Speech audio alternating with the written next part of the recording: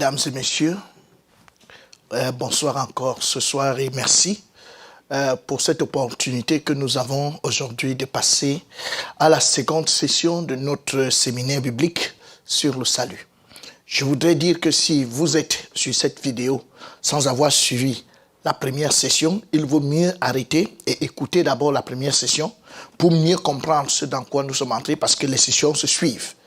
Donc, nous avons déjà eu à parler de l'introduction sur comment on ne naît pas de nouveau et par où est-ce qu'il faut passer pour naître de nouveau.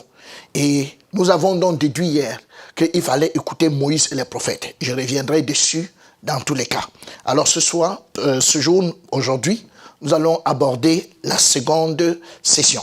Et si vous permettez, je vais prier. Éternel notre Dieu et notre Père, nous te sommes infiniment reconnaissants pour ton grand amour pour nous. Parce que tu nous as aimés longtemps avant la fondation du monde. Il t'a plu d'envoyer ton Fils Jésus-Christ mourir sur la croix pour nos péchés, afin que nous puissions avoir une rédemption éternelle. Merci Seigneur, parce que cette rédemption, nous l'avons. Et Seigneur, c'est à ce titre qu'aujourd'hui, je me tiens ici pour parler de ta part, pour expliquer aux uns et aux autres ce que j'ai vu et entendu. Parce que nous ne pouvons ne pas parler de ce que nous avons vu et entendu en accord avec Actes chapitre 4, verset 20. Laisse donc, Seigneur, par ton esprit, que je puisse expliquer les Écritures comme Paul pouvait l'expliquer dans Actes chapitre 28, verset 23, que je puisse apporter tout ce qui est nécessaire dans la connaissance, dans la parole de Dieu, afin que, Seigneur, plusieurs puissent passer des ténèbres à ton admirable lumière. Merci pour ce moment précieux que tu m'accordes et merci Seigneur parce que ton esprit ouvrira le cœur de quelqu'un, ouvrira les oreilles afin que quelqu'un puisse percevoir exactement ce que nous sommes en train de dire. Merci grandement dans le nom précieux de Jésus-Christ, j'ai prié. Amen. Alors mesdames et messieurs, comme je vous le disais, je suis le pasteur Boba et aujourd'hui nous abordons la deuxième session. Et en ce qui concerne cette deuxième session, le premier verset que je voudrais partager avec vous est celui-ci.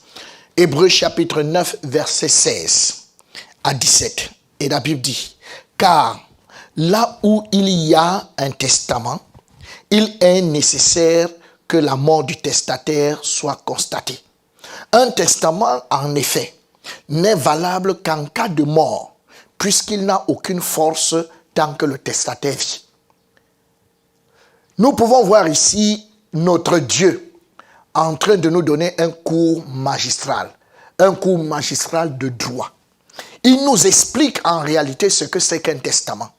Et il dit, en fait, nous savons tous ensemble, selon le dictionnaire, que le testament est un message donné par lequel celui qui meurt laisse la gestion de ses biens. Donc il n'y a pas de testament tant qu'il n'y a pas de biens. D'abord, les pauvres ne font pas de testament. Alors, ici, le Seigneur nous explique qu'un testament n'a de force qu'en cas de mort du testataire. Donc, un testament ne peut pas avoir la force tant que le testataire vit. Du moins, pour nous les hommes aujourd'hui, quand nous allons chez le notaire pour faire un testament, vous pouvez y aller toutes les fois. Vous déposez vos premières volontés et des semaines après, vous n'êtes pas encore mort et vous vous rendez compte que vous devez aller modifier quelque chose, vous repartez. Et vous changez. Et vous pouvez le changer une fois, si cela vous chante. Mais on ne va considérer que les dernières volontés. C'est pour ça que le testament, ce sont les dernières volontés d'un homme par lequel il laisse la gestion de ses biens. Il dit, voici comment mes biens seront gérés après moi. Alors, on ne peut donc pas avoir un testament et le testataire. En fait, le testament et le testataire ne peuvent pas agir en même temps. Pour bien nous faire comprendre ce que je voudrais dire, je voudrais que nous allions dans cet exemple que je vais nous apporter. Regardez un peu, imaginez-vous que nous avons un certain monsieur. Ça, c'est le grand-père. Et ce grand-père a une entreprise. L'entreprise marche merveilleusement bien. Ça fonctionne très bien. Mais il décide de donner cette entreprise à son fils. Alors, quand il donne cette entreprise à son fils prend l'entreprise pour commencer à gérer. Il a donné et il a signé tous les papiers. Est-ce que vous pensez, à votre avis, que ce grand-père, ayant donné l'entreprise à son fils, est-ce qu'il y a encore le droit de recruter les gens comme il veut et venir mettre dans cette entreprise? Non. Le grand-père ne peut plus recruter des gens et venir mettre dans cette entreprise. C'est fini. Donc, s'il a donné l'entreprise à son fils, si lui-même, le grand-père, veut recruter quelqu'un, il est obligé de demander à son fils. Maintenant, son fils gère la société. Pendant qu'il gère l'entreprise, il a aussi lui-même un fils, qui est le petit-fils du grand-père, et il vit avec son neveu, qui est également le cousin à son fils. Alors, ces deux vivent dans sa maison. Mais seulement, lui-même, le fils de ce grand-père, à l'heure de sa mort, le voici. Donc, ce fils, à l'heure de sa mort, il décide de rédiger un testament. Et dans le testament, il décide donc de donner l'entreprise à son fils. Bien que son fils soit illettré, bien que son fils ne connaisse pas grand-chose dans le management, mais il décide tout de même de donner l'entreprise à son fils que voici. Alors, son fils prend l'entreprise. Mais le cousin qui vivait avec lui est quand même plus éduqué. Mais malheureusement, le monsieur qui va mourir, lui, il a décidé de laisser l'entreprise à son fils. Alors, il meurt. Et son fils, qui est le petit-fils du grand-père, prend les choses en main et commence à gérer. Quand il gère, l'entreprise va mal. Le cousin, lui, qui était rentré au village depuis très longtemps, un jour, il dort et il fait un rêve. Et dans son rêve, il se dit, oh, il voit le fils, c'est-à-dire que son oncle, qui apparaît dans une vision et lui dit, j'ai laissé l'entreprise entre les mains de mon fils. Est-ce que tu peux aller récupérer l'entreprise? Alors, permettez-moi de vous poser cette question.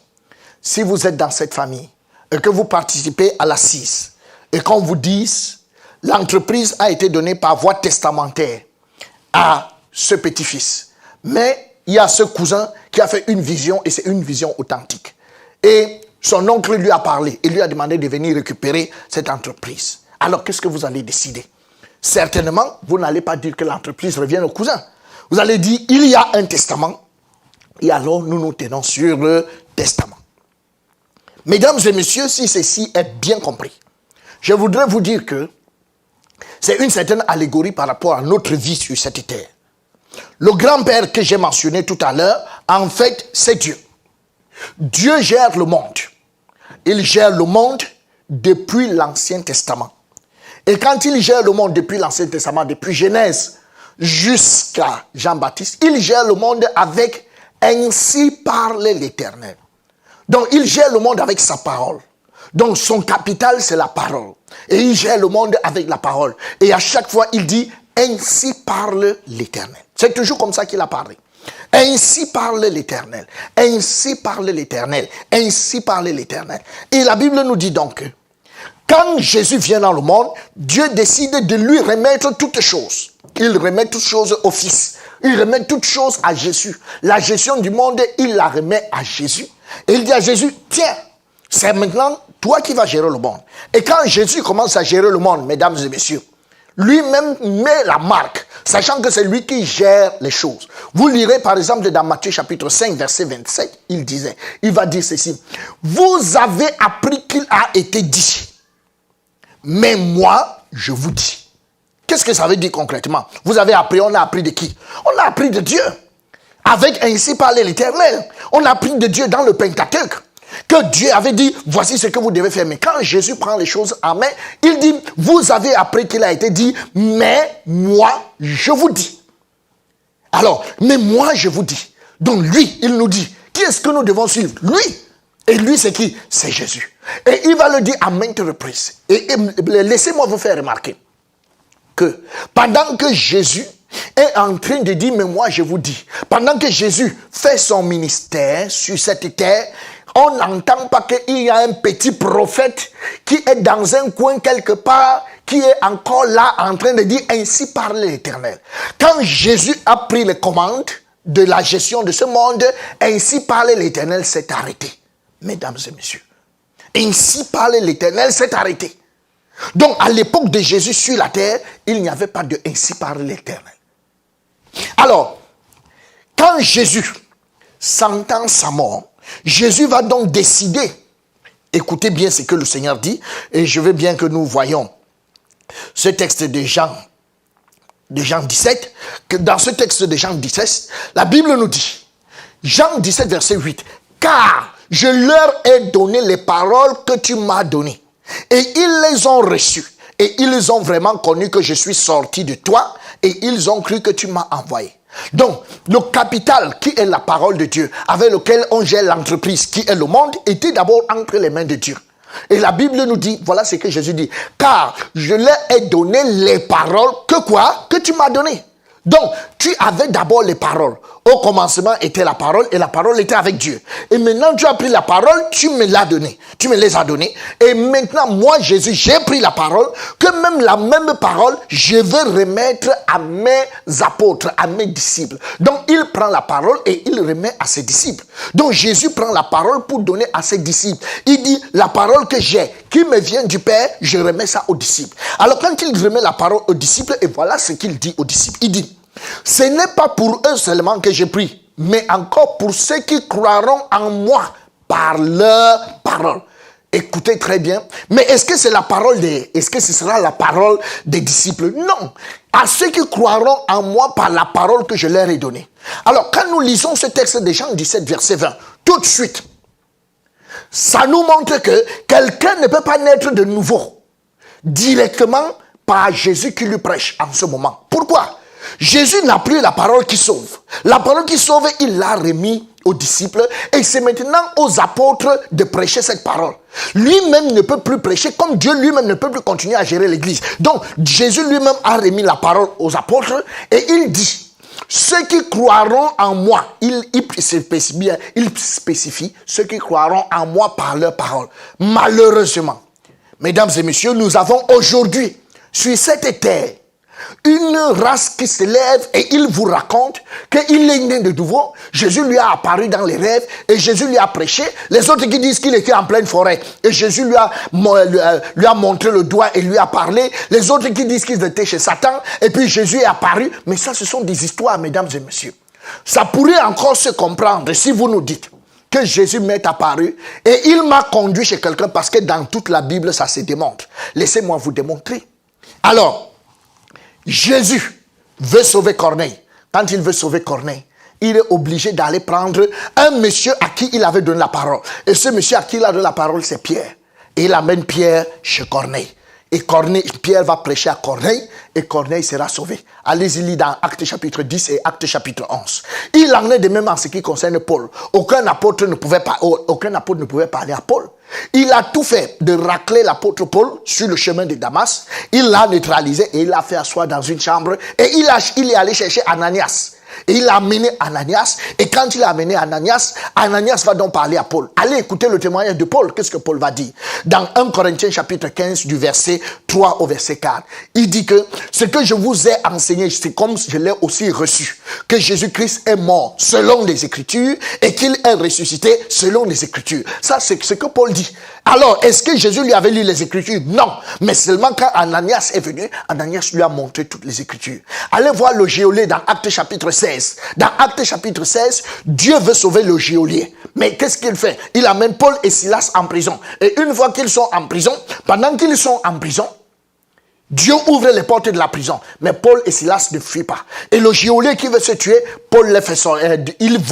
Paul leur dit, ne te tue pas, nous sommes encore là en prison. Et alors Paul et Silas vont sortir et vont lui annoncer la parole pour être sauvés. C'est un peu comme ça que ça se passe dans tous les actes des apôtres. On passe par l'eunuque éthiopien. L'eunuque éthiopien qui était un adorateur, il fallait que Jésus envoie Philippe pour aller lui prêcher la parole. Donc ça veut donc dire clairement qu'aujourd'hui, si quelqu'un vous dit que c'est Jésus qui lui a prêché la parole, ou bien comme on entend souvent quelqu'un dire qu'il était derrière les bœufs et Jésus lui est apparu, là il y a erreur. Face à ce verset biblique, Jésus ne peut pas se contredire. Dieu ne peut pas se contredire. Donc le Seigneur a dit, ce n'est pas pour eux seulement que je prie, mais encore pour ceux qui croiront en moi par leur parole. Et c'est donc la réalité. Et c'est donc pour ça qu'aujourd'hui, il y a plusieurs églises et nous ne sommes pas un. Parce que ce principe n'est pas respecté. Parce que dans Jean 17, verset 21, il est écrit, afin que tout soit un.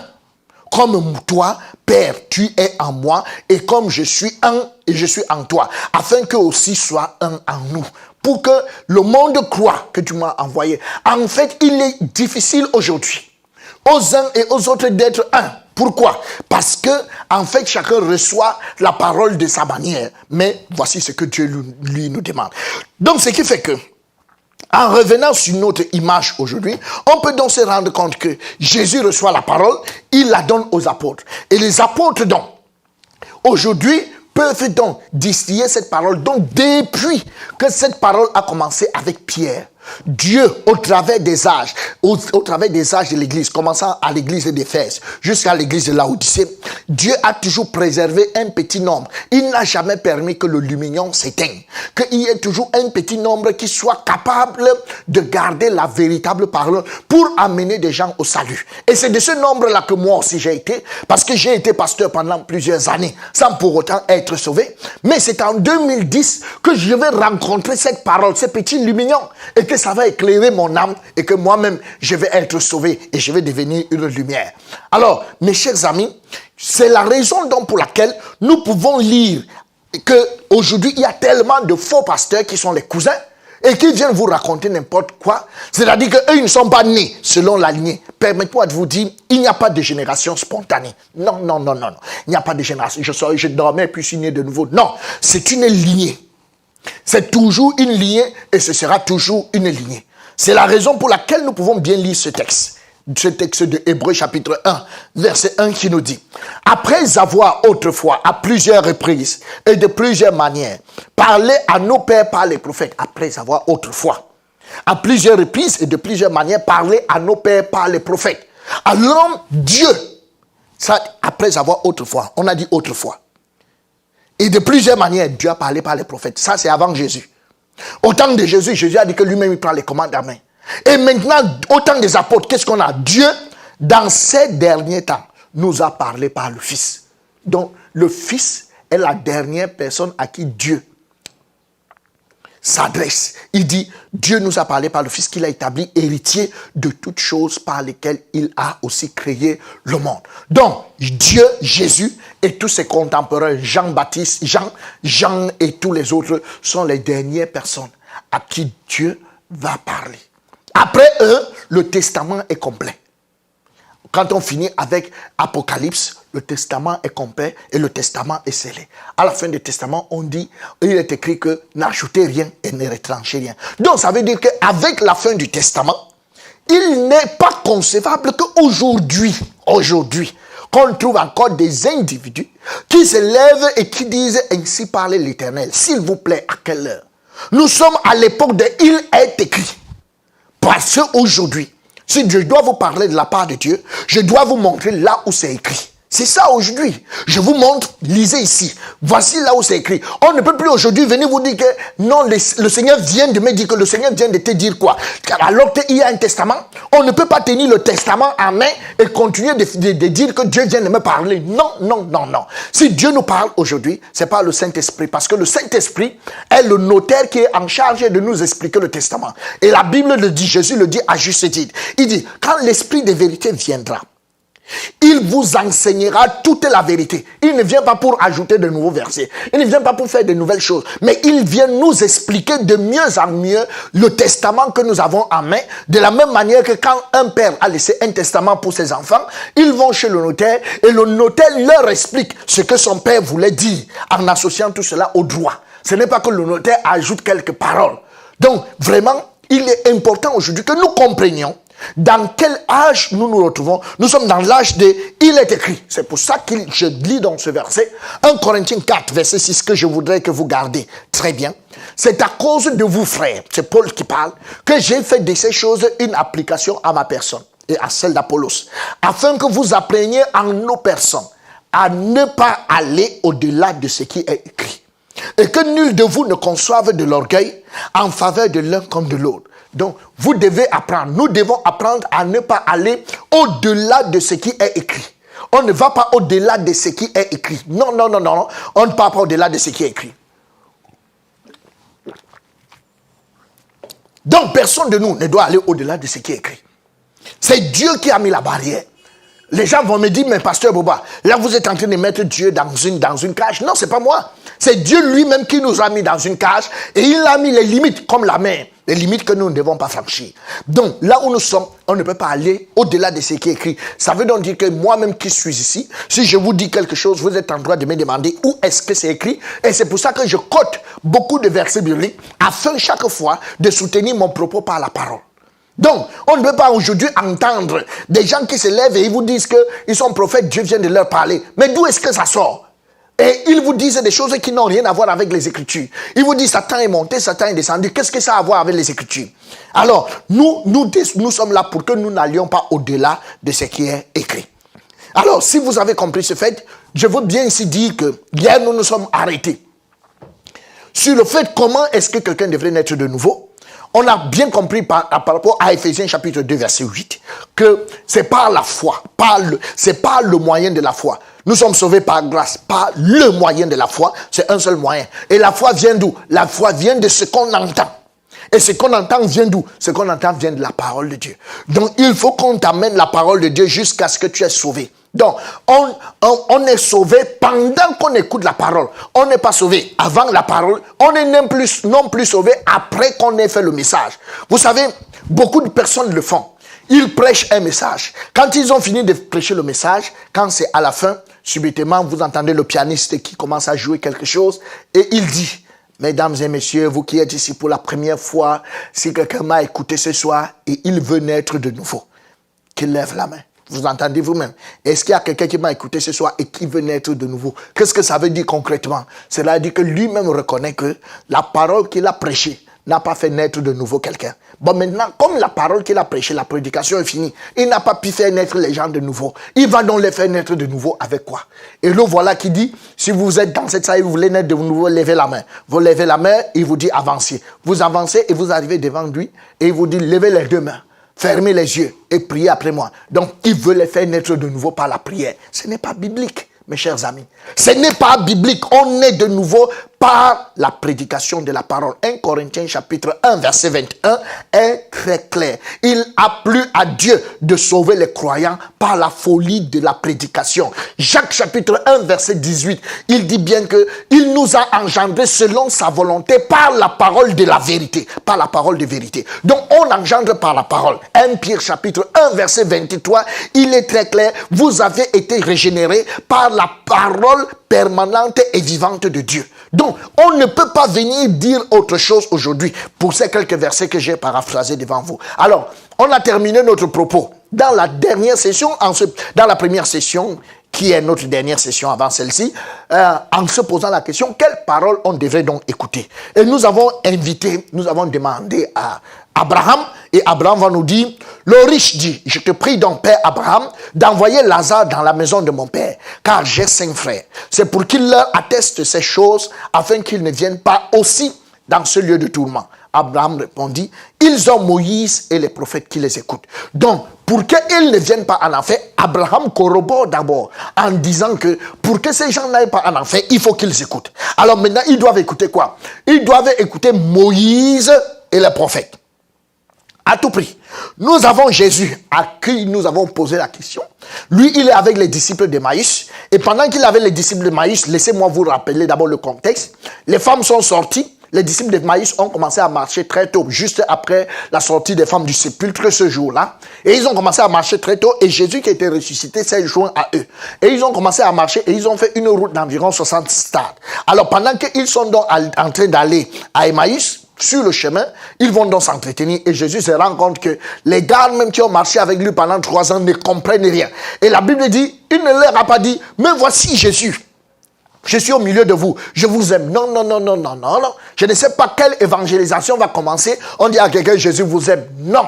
La Bible nous dit, Jésus, pour parler de lui, on dit, et commençant par Moïse et par tous les prophètes, il leur expliqua dans toutes les Écritures ce qui le concernait. Donc, il a expliqué dans toutes les Écritures ce qui le concernait. Alors, Jésus, pour parler de lui, commence par Moïse et les prophètes. Ça veut dire que si vous êtes assis, et que quelqu'un veut vous parler de Jésus, qu'il commence par Moïse et les prophètes. Et s'il vous plaît, ça prend du temps. Ça prend du temps, pourquoi? Parce que Paul, voulant également parler de Jésus à plusieurs personnes. La Bible nous dit, il lui fixait un jour et plusieurs vinrent le trouver dans son logis. Paul leur annonça le royaume de Dieu en rendant témoignage et en cherchant par la loi de Moïse et par les prophètes à les persuader de ce qui concerne Jésus. Donc il a commencé par la loi de Moïse et par les prophètes pour les persuader de ce qui concerne Jésus. Et la Bible nous dit, l'entretien dura depuis le matin jusqu'au soir. C'est pour ça que nous-mêmes nous avons pris 4 sessions d'environ 2 heures, et c'est dans ça que nous allons vous expliquer Moïse et les prophètes. Donc, quelqu'un ne peut pas venir aujourd'hui commencer, là, oh, vraiment, Jésus vous aime, et quand il vous voit souffrir, vraiment, il est mécontent. Est-ce que vous êtes prêt à lui donner la vie? Ce n'est pas possible. Nous l'avons vu dans la première session. Alors, pour avancer, donc, qu'est-ce que Moïse et les prophètes vont nous expliquer? En fait, voici ce que Moïse et les prophètes vont nous expliquer. Ils vont nous expliquer Jean 17, verset 3. Jean 17, verset 3 veut dire quoi? Or, la vie éternelle, c'est qu'ils te connaissent. Toi, le seul vrai Dieu et celui que tu as envoyé, Jésus-Christ. Dieu donne la définition de la vie éternelle. La vie éternelle, c'est quoi? C'est qu'ils te connaissent. Donc, la vie éternelle égale connaître. La vie éternelle n'est pas égale à prier. Alors, pour connaître, il faut qu'on t'explique. C'est pour ça qu'il a dit, on est de nouveau en écoutant. Donc, pour connaître, il faut qu'on t'explique. Il dit donc, oh, la vie éternelle, c'est qu'ils te connaissent. Virgule. On doit connaître qui? Toi, le seul vrai Dieu. On doit d'abord connaître Dieu. Et conjonction de coordination. Celui c'est un pronom démonstratif qui indique un parmi plusieurs. Et celui que tu as envoyé, Jésus-Christ. Donc Dieu a envoyé beaucoup de gens, mais il faut connaître celui qu'il a envoyé, qu'on appelle Jésus-Christ. Il faut le connaître. Alors, pourquoi donc Dieu peut dire que il faut qu'il te connaisse, toi le seul vrai Dieu? Pourquoi toi le seul vrai Dieu? C'est que sur cette terre, il est annoté que 1 Corinthiens chapitre 8 verset 5. Car s'il est des êtres qui sont appelés Dieu, soit dans le ciel, soit sur la terre, comme il existe réellement plusieurs dieux et plusieurs seigneurs. Donc Dieu dit qu'il existe plusieurs dieux dans le ciel et sur la terre. Donc, ne soyez pas étonnés si quelqu'un vous dit, mon Dieu. Mon Dieu ne veut pas dire forcément que nous avons le même Dieu, parce que la Bible dit, il existe plusieurs dieux et plusieurs seigneurs dans le ciel et sur la terre. Donc, il est bien possible que chacun ait son Dieu. C'est la raison pour laquelle vous pouvez voir qu'il y a beaucoup d'églises. Mais 2 églises ont parfois un mur mitoyen, un mur qui les sépare. Mais ils ne peuvent pas se mélanger. Vous vous demandez, oh, pourquoi ils ne se mélangent pas? Et les gens disent, non, c'est à cause de l'orgueil des pasteurs, c'est à cause de... Non, il n'y a rien de tout ça. C'est que les 2 églises ne servent pas le même Dieu. 2 dieux ne peuvent pas fonctionner ensemble. Donc, cette église a son Dieu et ici a son Dieu. 2 dieux ne fonctionnent pas ensemble. Et permettez-moi aussi de vous dire, ces autres dieux continuent de parler. Ce sont eux qui continuent de parler dans les gens. Ce sont eux qui continuent de s'exprimer dans la vie des gens. Quand vous entendez que Dieu vient de me parler, beaucoup, ce sont les autres dieux, pas le seul vrai Dieu. Parce que le seul vrai Dieu, lui, ne parle plus. Pourquoi? Parce qu'il a un testament. Il a laissé un testament. Alors, tous les autres dieux n'ont pas de testament. Et pour se faire valoir, ils sont obligés de parler. Et parce qu'ils ont commencé par donner un faux Saint-Esprit aux gens. Et ils continuent de parler dans ces gens. Et les gens peuvent se lever chaque matin. Vraiment, je dormais cette nuit et puis Dieu m'a parlé. Mais si Dieu t'a parlé dans la nuit, s'il t'a vraiment parlé, mais tu es là, moi je suis là, est-ce que Dieu nous craint? Qu'il reparle maintenant, on voit. Mais seulement Dieu ne reparlera pas. Donc vous voyez que les gens sont sous la séduction. Et je me demande si vous n'êtes pas séduits vous-même. Donc, nous pouvons donc nous rendre compte qu'il y a plusieurs dieux et plusieurs seigneurs. Et ces plusieurs dieux et plusieurs seigneurs sont en train de faire des ravages. Mais il faut qu'aujourd'hui, que par les Écritures, que je vous amène à la connaissance du seul vrai Dieu. Il en est de même en ce qui concerne Jésus. Écoutez vous-même ce que la Bible dit. 2 Corinthiens chapitre 11 verset 4 nous dit, car si quelqu'un vient vous prêcher un autre Jésus, que celui que nous avons prêché, ou si vous recevez un autre esprit, que celui que vous avez reçu, ou un autre évangile, que celui que vous avez embrassé, vous le supportez fort bien. Vous voyez donc avec moi qu'il existe un autre Jésus. Il existe, et quand on vous recevez un autre Jésus, l'autre Jésus vous donne droit à un autre esprit. Cet autre esprit vous est communiqué par un autre évangile. Et c'est la raison pour laquelle, si vous avez un autre Jésus là où vous êtes, si vous ne saviez même pas qu'il existait un autre Jésus, ça veut dire que vous êtes déjà séduit parce que celui que vous avez est sûrement le faux. Si vous ne saviez pas qu'il y avait plusieurs dieux, c'est sûr que le Dieu en qui vous croyez, c'est un autre Dieu, pas le seul vrai Dieu. Mais aujourd'hui, nous voulons connaître le seul vrai Dieu et celui qui l'a envoyé. Et comment nous pouvons faire pour connaître le seul vrai Dieu? Pour connaître le seul vrai Dieu, nous devons passer par les faits historiques. Dans les faits, nous allons commencer par les faits historiques. Ça, c'est ce que nous allons voir aujourd'hui. Nous allons passer par les faits historiques et nous allons voir la relation de ce Dieu avec Israël. Donc, nous allons commencer par les faits historiques. Pour connaître ce vrai Dieu, nous avons ici Josué chapitre 2, du verset 10 au verset 11. Ce texte nous dit, « Car nous avons appris comment, à votre sortie d'Égypte, l'Éternel a mis à sec devant vous les eaux de la mer Rouge et comment vous avez traité les deux rois des Amoréens au-delà du Jourdain, Sion et Or, que vous avez dévoués par interdit. Nous l'avons appris et nous avons perdu courage. Nous avons perdu courage et tous nos esprits sont abattus à votre aspect. Car c'est l'Éternel, votre Dieu, qui est Dieu, en haut, dans les cieux et en bas, sur la terre. » Ça, c'est le témoignage de Rahab. Rahab va apprendre qu'est-ce qui s'est passé. Et comment est-ce que Dieu a permis au peuple d'Israël de traverser la mer Rouge? Quand Rahab va l'apprendre, son cœur va être bousculé à l'intérieur et elle va savoir que c'est lui, c'est leur Dieu qui est le seul Dieu. C'est sa conclusion. On ne lui a pas dit, répète que c'est Dieu qui est Dieu. Répète que c'est... Non. On lui a expliqué. Et maintenant, nous allons vous expliquer des choses, des faits historiques pour vous démontrer que c'est Dieu qui tient toutes choses entre ses mains. Alors, commençons par le jardin d'Éden. Et là, par le jardin d'Éden, et la question, les bonnes questions qu'on va se poser, c'est de savoir, est-ce que le jardin d'Éden est vrai? Où était-il localisé? Et qu'est-il arrivé au jardin d'Éden? Y a-t-il des évidences de son existence? Alors, est-ce que le jardin d'Éden est vrai? Alors, Genèse chapitre 2, verset 8, la Bible dit, « Puis l'Éternel Dieu planta un jardin en Éden, du côté de l'Orient, et il y mit l'homme qu'il avait formé. » Donc le jardin d'Éden n'était pas au ciel, c'est d'abord sur la terre, du côté de l'Orient. Mais comment est-ce qu'on peut le retrouver? Allons lire Genèse chapitre 2. Genèse chapitre 2. Un fleuve sortait d'Éden pour arroser le jardin. Et de là, il se divisait en 4 bras. Le nom du premier est Pishon. C'est celui qui entoure tout le pays d'Avila, où se trouve l'or. L'or de ce pays est pur. On y trouve aussi l'obdélium et la pierre d'onyx. Le nom du second fleuve est Guion. C'est celui qui entoure tout le pays de Couche. Le nom du troisième fleuve est Hiddekel. C'est celui qui coule à l'orient de la Syrie. Le quatrième fleuve, c'est l'Euphrate. Alors, on nous dit, pour retrouver le jardin d'Éden, nous avons 4 fleuves. Pishon, Guion, Hiddekel ou bien Tigre et l'Euphrate. Alors, nous allons immédiatement passer sur notre map monde pour voir si nous pouvons retrouver ces cours d'eau. Alors, sur notre map monde, nous voyons que jusqu'aujourd'hui, le Tigre existe encore. Et ça, là, ça traverse l'Irak. Nous avons également l'Euphrate qui traverse également l'Irak. C'est pour ça qu'on a parlé de Mésopotamie, parce que la Mésopotamie, c'est une partie de terre entre 2 fleuves. C'est comme ça qu'on a toujours appelé l'Irak.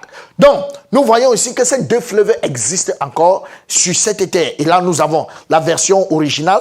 Donc, ça veut dire que là, le jardin d'Éden se serait retrouvé à cet endroit. Ça, c'est une photo du Tigre que je vous présente. Et ça, c'est une photo de l'Euphrate. Alors, si nous avons l'Euphrate et nous avons le Tigre, il nous reste 2 cours d'eau. Ces 2 cours d'eau aujourd'hui sont le Pishon et Guion. Alors, nous nous rendons compte que la NASA, avec les prises de vue satellitaires lors de la guerre du Golfe, a essayé de voir, de regarder le sous-sol par les rayons X, le sous-sol irakien, et on s'est rendu compte que Pishon et Guion sont 2 cours d'eau qui existent encore, mais qui sont à 6 mètres sous le sol du désert du Sahara. Donc ça veut dire que les 4 fleuves existent. Et ce n'est pas seulement ça qu'on a trouvé, on a aussi trouvé des fossiles, des peintures rupestres comme celle-ci qui dataient de près de 5500 ans.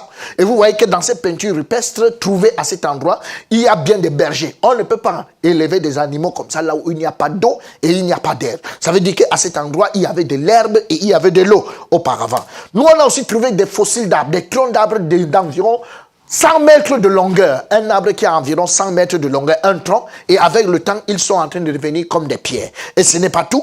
Nous, on a aussi trouvé à cet endroit les fossiles de libellules. Ça, c'est une libellule.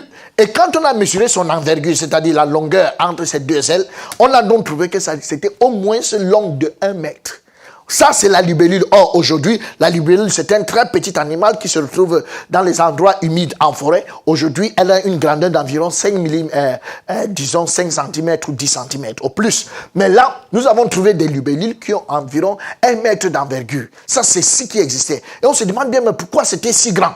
Et en fouillant bien, on a trouvé les carcasses aussi des animaux qui étaient tellement gigantesques et qui n'existent pas aujourd'hui. Et nous avons aussi, par la grâce de Dieu, trouvé pour vous le fémur d'un homme. Et le fémur d'un homme, un géant, et ce fémur a environ 1 mètre et demi. Le fémur, pour vous dire, c'est l'os de la cuisse, environ 1 mètre et demi. Et si le fémur a environ 1 mètre et demi, ça veut dire que cet homme devrait avoir environ 3 à 4 mètres de hauteur.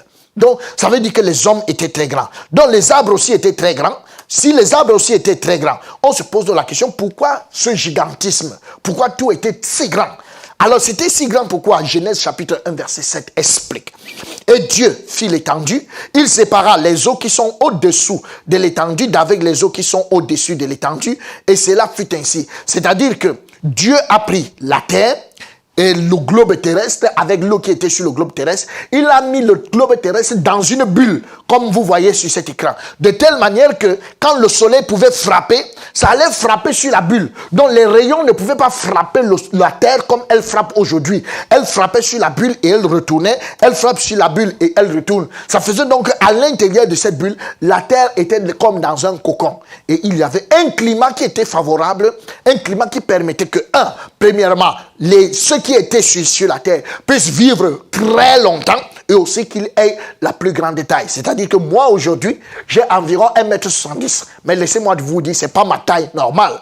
En principe, je devrais avoir, les gens me regardent aujourd'hui et ils disent que je suis court, mais ce n'est pas ma taille.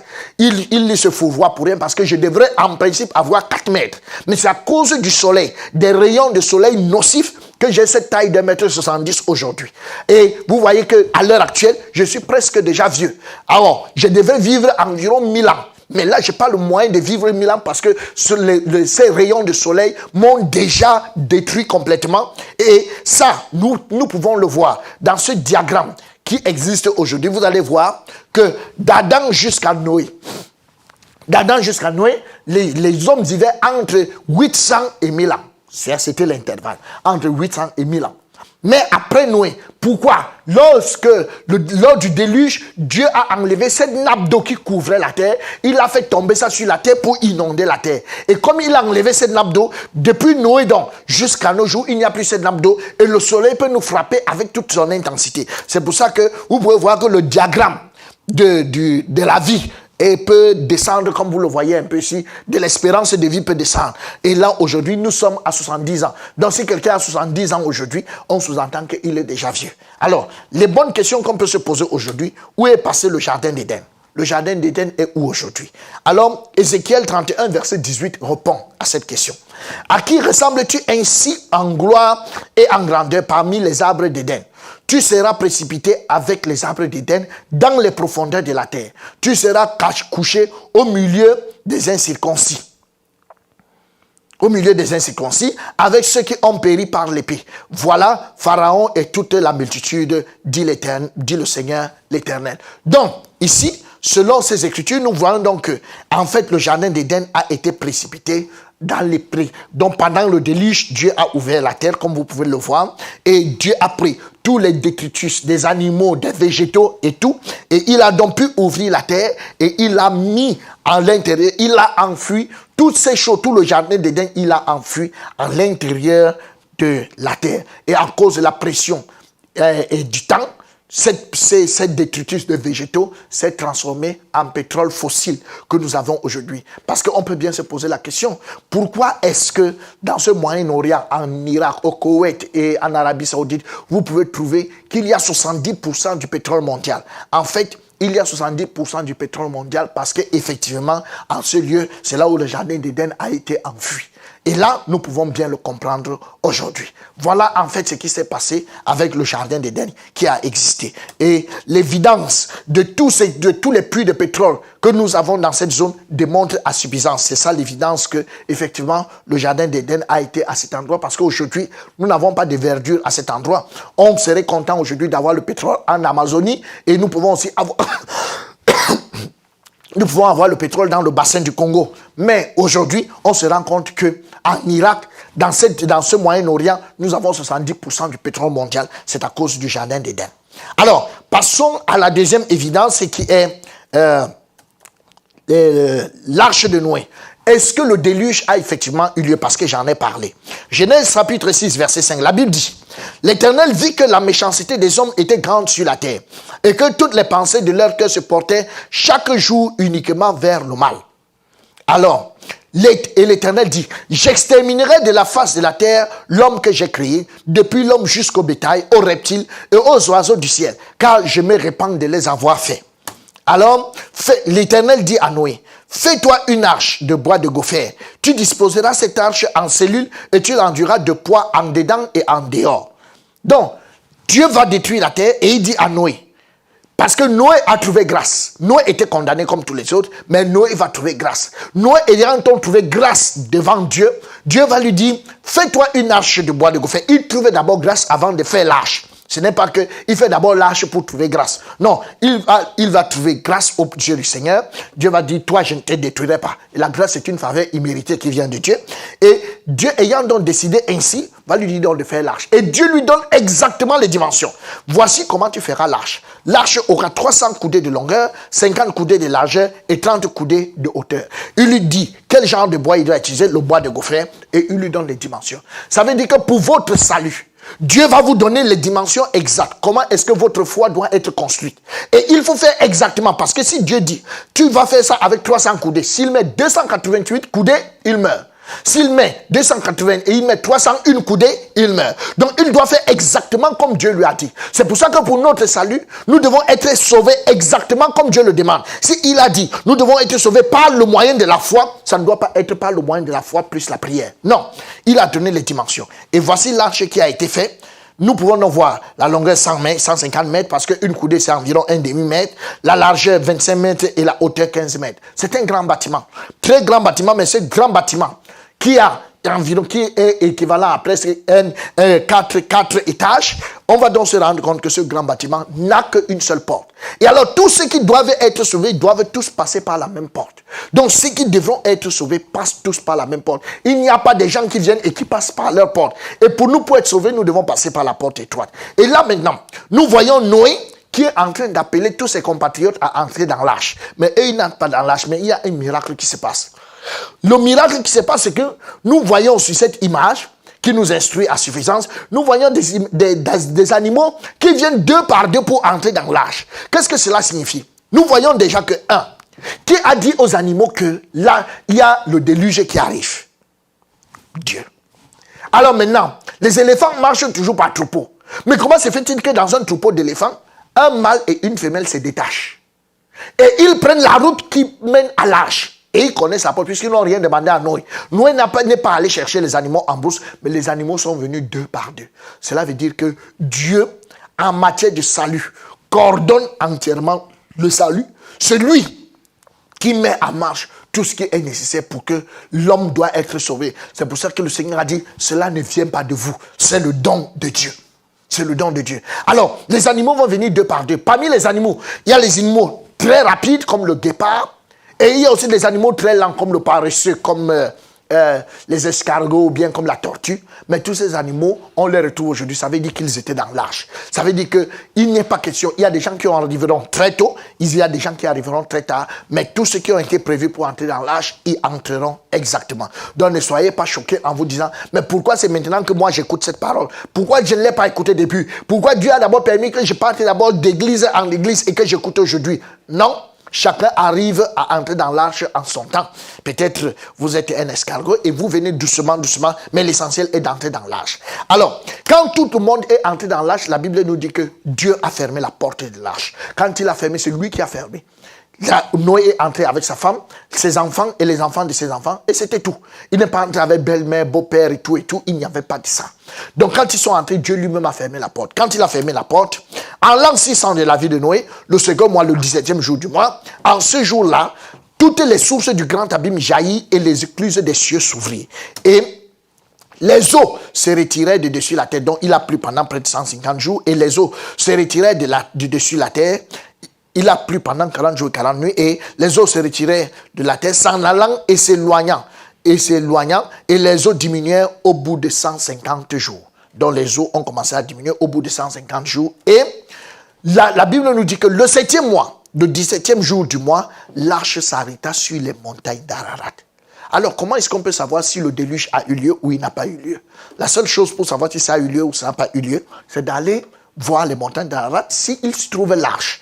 Et effectivement, Ararat, il y a une chaîne montagneuse qu'on appelle les montagnes d'Ararat qui se trouvent à la frontière entre la Turquie et l'Arménie. C'est une chaîne montagneuse. Et là, il y a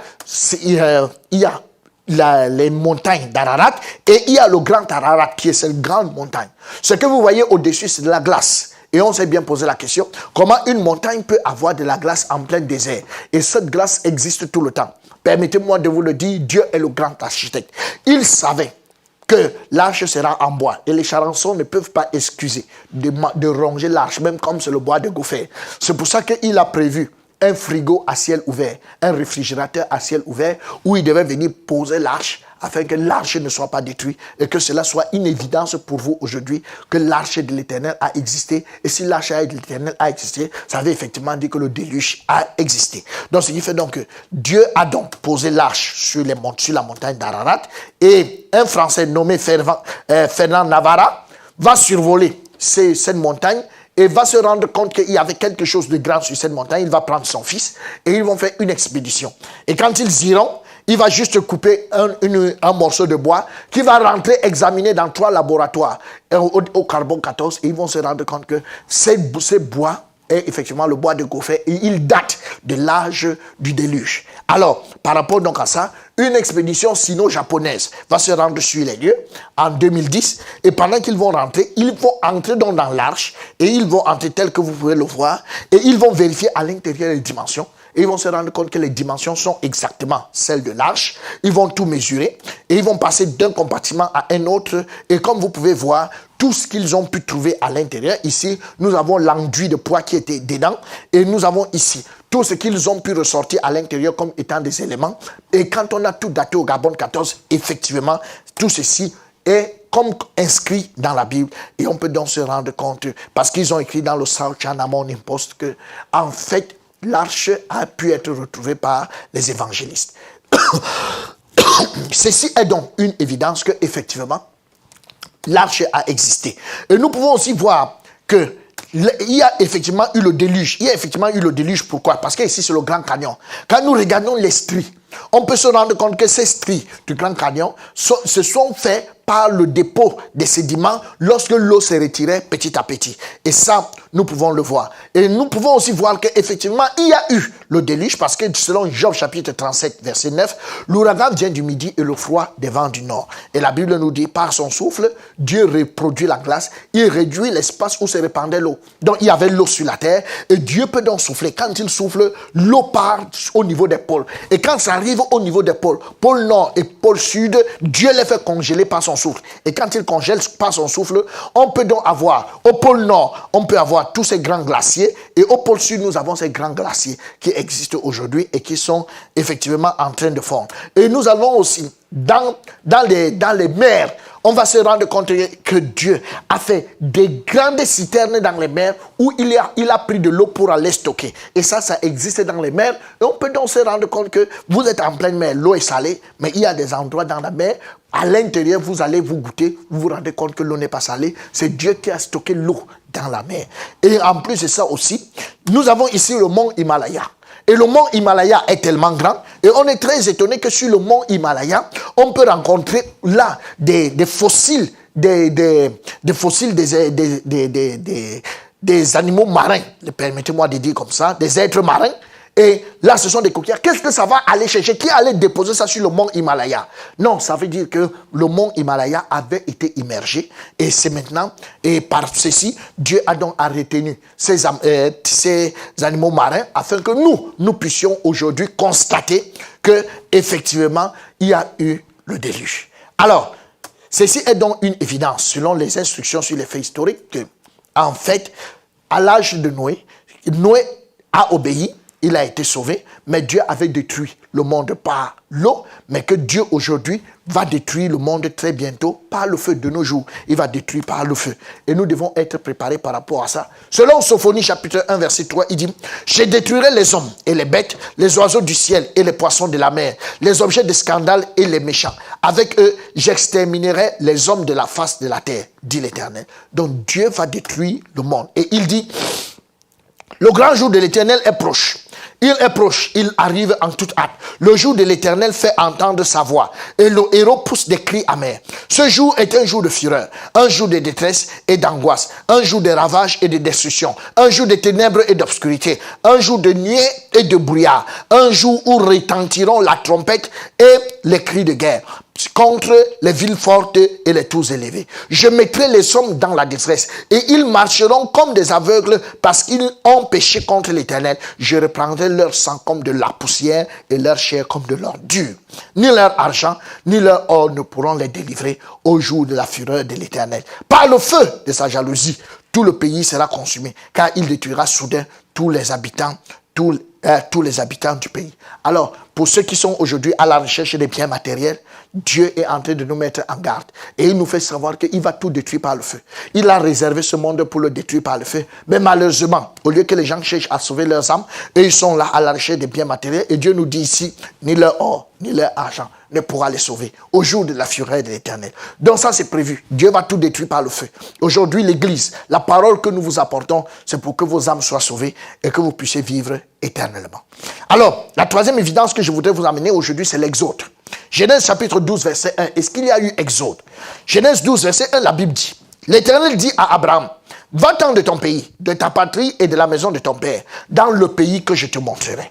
Alors, Dieu appelle Abraham, qui est l'ancêtre des Juifs. Et là, quand il les appelle, il dit, je ferai de toi une grande nation et je bénirai ton nom. Je rendrai ton nom grand et tu seras une source de bénédiction. Donc, quand il appelle Abraham, celui qui dit à Abraham ce qu'il sera. Abraham ne s'est pas mis à genoux pour dire, bénis-moi.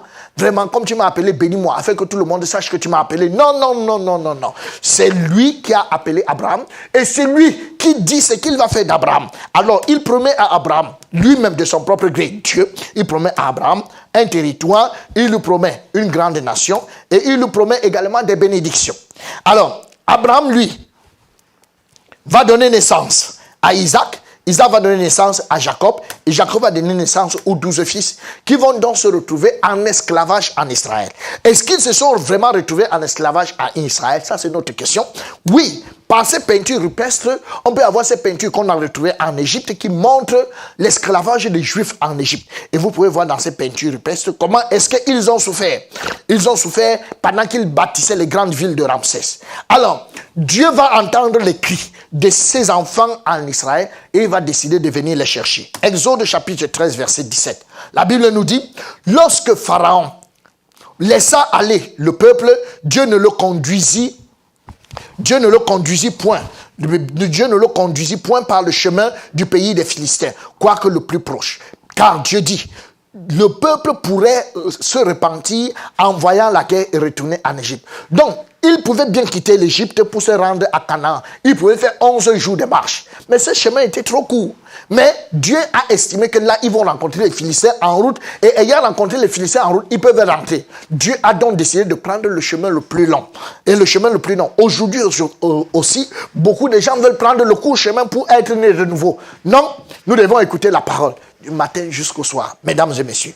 Alors, mais Dieu fit faire au peuple un détour par le chemin du désert, vers la mer Rouge. Les enfants d'Israël montèrent en armes hors du pays d'Égypte. Donc nous voyons là, ils vont donc partir de Sukkot. Au lieu de partir de Sukkot immédiatement, donc ils seraient partis ici de Sukkot pour se rendre directement ici à Canaan, à ce point rouge. Mais au lieu d'aller tout droit, ça aurait pu faire 11 jours, mais ils vont plutôt partir de Sukkot ici et ils vont descendre à Étam. Et quand ils arrivent à Étam, ils descendent à Pi-Hahiroth. Alors, quand ils arrivent donc à Pi-Hahiroth, nous pouvons donc lire, ils partent de Sukkot et ils campaient à Étam. À Étam, à l'extérieur du désert. Donc, quand ils vont donc camper à Étam, donc quand ils sont donc à Étam, de Étam, ils descendent à Pi-Hahiroth. Et Pi-Hahiroth, la Bible nous dit, l'Éternel allait devant eux. le jour dans une colonne de nuée pour les guider dans leur chemin et la nuit dans une colonne de feu pour les éclairer afin qu'ils marchassent jour et nuit. Alors, parle aux enfants d'Israël qu'ils se détournent et qu'ils campent devant Pi-Hahiroth, entre Migdol et la mer. Entre Migdol et la mer, vis-à-vis de Baal-Shepham. C'est en face de ce lieu que vous camperez près de la mer. Alors, ils vont donc arriver à Migdol. Donc, pendant qu'ils arrivent donc à Migdol, ils vont donc arriver à Migdol et après, ils vont traverser Migdol pour prendre la plage en face de Baal-Shepham. Et voilà cette plage ici. Donc, ils vont donc prendre cette plage. Alors, qu'est-ce que nous pouvons donc remarquer? Nous pouvons remarquer que pendant qu'Israël marche à quitter l'Égypte, Dieu s'est arrangé de manière que de ce côté, à droite, il y a les montagnes, à gauche, il y a les montagnes. Qu'est-ce que ça veut dire? Le peuple d'Israël ne peut être attaqué ni à gauche, ni à droite. Ils sont en sécurité. Et derrière, il y a Dieu lui-même. Et devant, il y a Dieu. Donc, ça veut donc dire que quand Dieu te sauve, Dieu lui-même s'occupe de ta sécurité. La seule chose, la seule preuve aujourd'hui que vous pouvez vous rendre compte que vous n'êtes pas encore sauvé, c'est que depuis que vous avez été sauvé, vous avez donné votre vie à Jésus, vous avez fait ceci, vous ne dormez même pas. Puisque au milieu de la nuit, vous devez vous lever pour essayer de protéger votre vie. Non, non, non, non, c'est pas comme ça. Quand Dieu sauve un homme, lui-même s'occupe de la sécurité de cet homme, comme il pouvait s'occuper de la sécurité d'Israël. Et il va les amener tous ceux qui sont sauvés passent par le même chemin. C'est très étonnant aujourd'hui parce que on se rend compte que quand quelqu'un dit qu'il est sauvé, on va aller se rendre compte que il a été sauvé, mais ayant été sauvé, il est aujourd'hui en train de se battre lui-même pour être sauvé. Il se bat pour faire ci, pour faire ça. C'est très lamentable. Donc, mesdames et messieurs, on peut donc comprendre avec aisance que quand Dieu décide de sauver un peuple, il les fait passer tous par le même chemin. Ils passent tous par le même chemin. On ne peut pas entendre aujourd'hui, tu es sauvé, j'ai donné ma vie à Jésus. Toi aussi tu es sauvé, oui, j'ai reçu Jésus dans mon cœur. Toi aussi tu es sauvé, non, j'ai eu une vision, Dieu m'a parlé dans la nuit, dans les rêves. Mais attendez, si Dieu vous a parlé, et que vous-même vous voulez sauver les gens, amenez-les là où Dieu vous a parlé pour que Dieu leur parle aussi. C'est ça qui est juste. Dieu ne peut pas t'avoir parlé dans les rêves, ou bien Dieu t'a parlé dans la brousse, ou bien Dieu t'a parlé quelque part, et maintenant quand toi tu viens sauver les gens, tu leur dis que répétez après moi. C'est injuste. Dieu t'a parlé, Dieu t'a sauvé en te parlant. Si Dieu t'a sauvé en te parlant, sauve tout le reste des gens en amenant Dieu à leur parler. C'est ça qui est juste. Mais nous pouvons donc nous rendre compte que celui que Dieu a sauvé, eux tous passent par le même chemin. Ils vont donc arriver à cette plage qui est entre Migdol et la mer. Et d'arriver à cette plage, j'ai fait des recherches pour vous. Ce n'est pas pendant que le peuple marchait que Dieu a prêté ça. Dieu savait que le peuple passerait par là et c'est pour ça qu'il a prêté cet endroit, cette plage. Et cette plage aujourd'hui, voilà une photo exacte de cet endroit. Et cette plage aujourd'hui, je l'ai mesurée pour vous. Et vous pouvez donc vous rendre compte parce que ça a environ 9 km de long et 6 km de large. Ça, c'est cette plage-là. Une plage d'environ 52 km². Donc, Dieu avait prévu ça parce qu'il savait qu'il allait amener 600 hommes.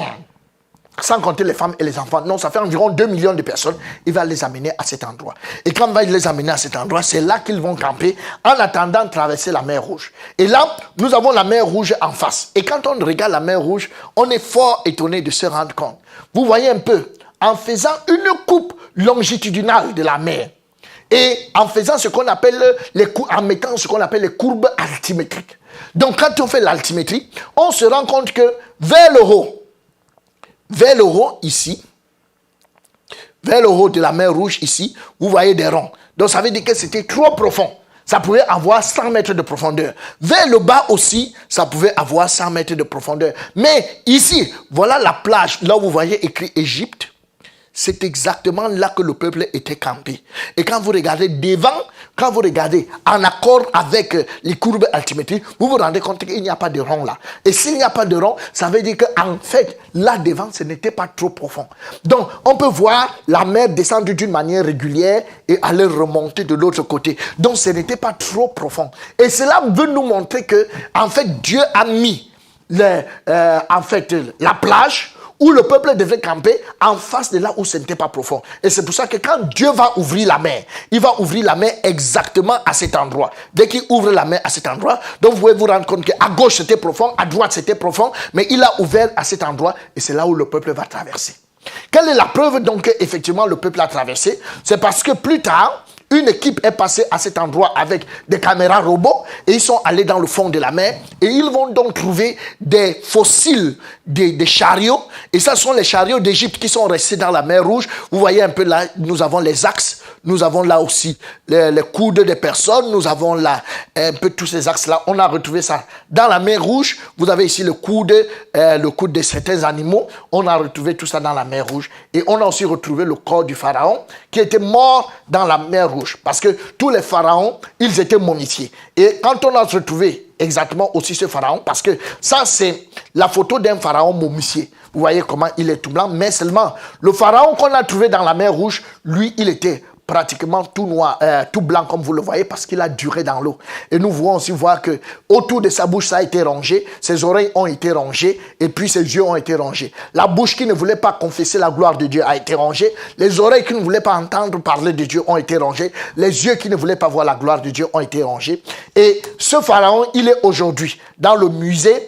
Il est aujourd'hui dans le musée au Caire. Vous pouvez aller au musée au Caire et vous le retrouverez là-bas dans les sarcophages. Donc, voilà un pharaon normal. Et voilà le pharaon Mérephta qui est mort pendant la traversée de la mer Rouge. Or, tout ceci, c'est une évidence que, effectivement, nous pouvons conclure par ces faits historiques que, effectivement, le jardin d'Éden est vrai, l'arche de Noé est vrai, et l'Exode est également vrai. C'est vrai aussi pour la tour de Babel, mais nous ne l'avons pas vu.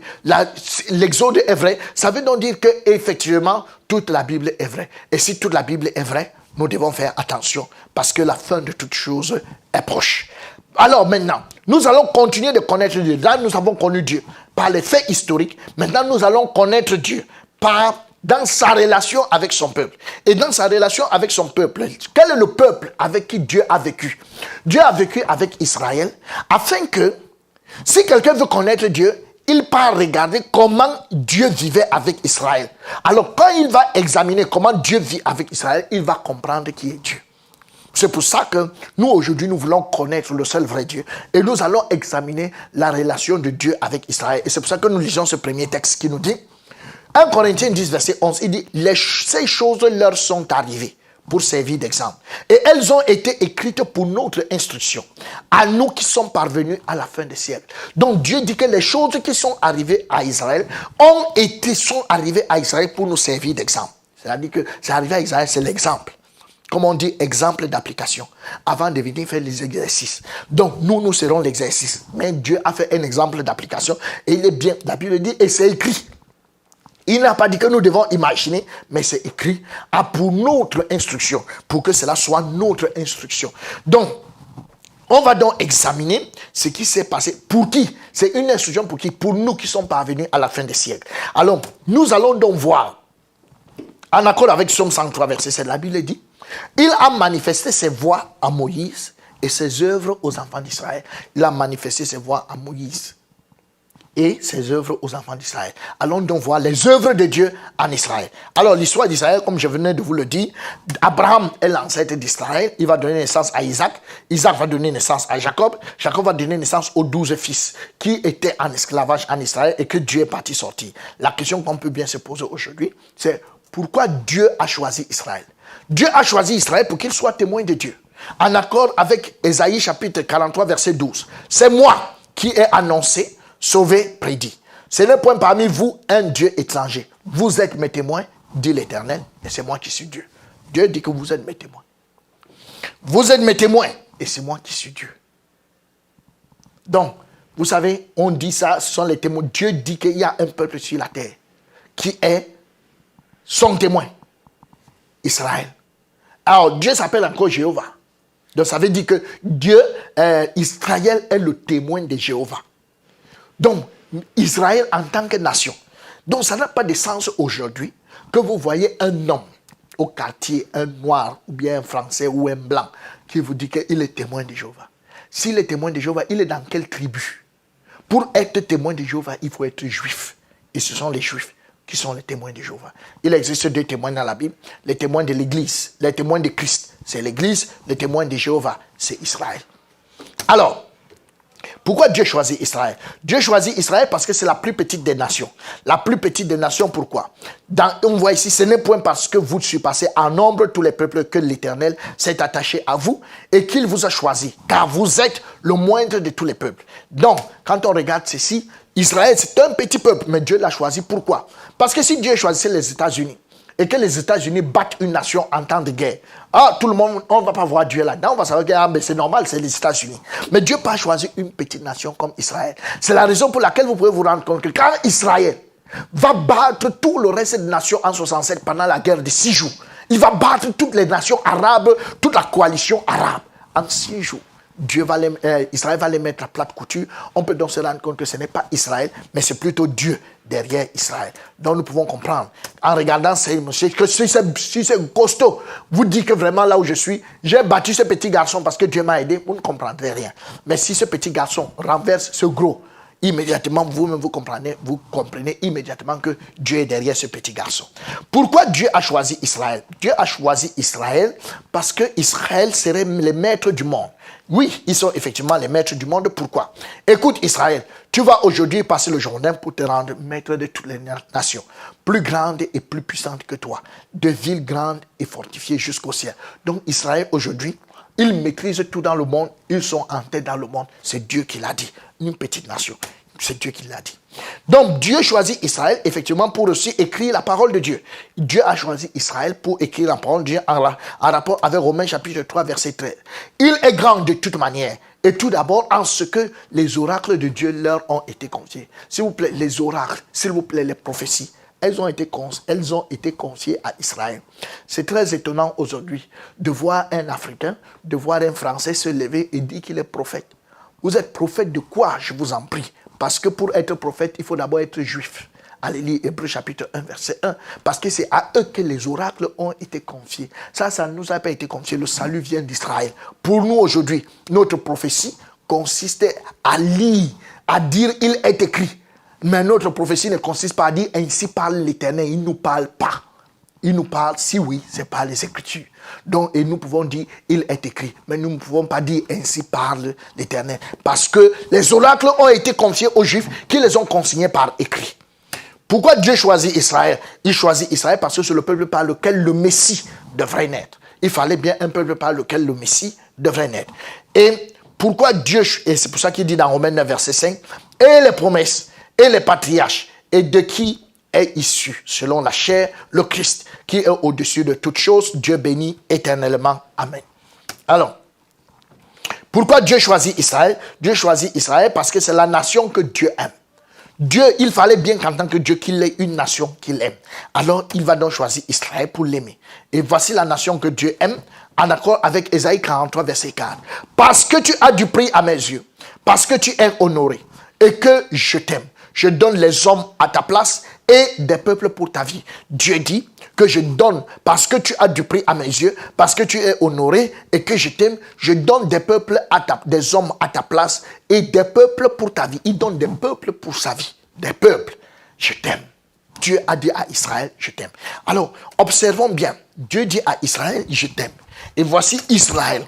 Et quand nous regardons Israël, là où Israël est localisé, donc de part et d'autre, nous voyons que partout nous avons le Liban, la Syrie, la Jordanie, l'Égypte, la mer Rouge. Donc, Dieu dit qu'il aime Israël. Mais regardez l'amour de Dieu. C'est Dieu qui localise, qui donne des territoires à toutes les nations.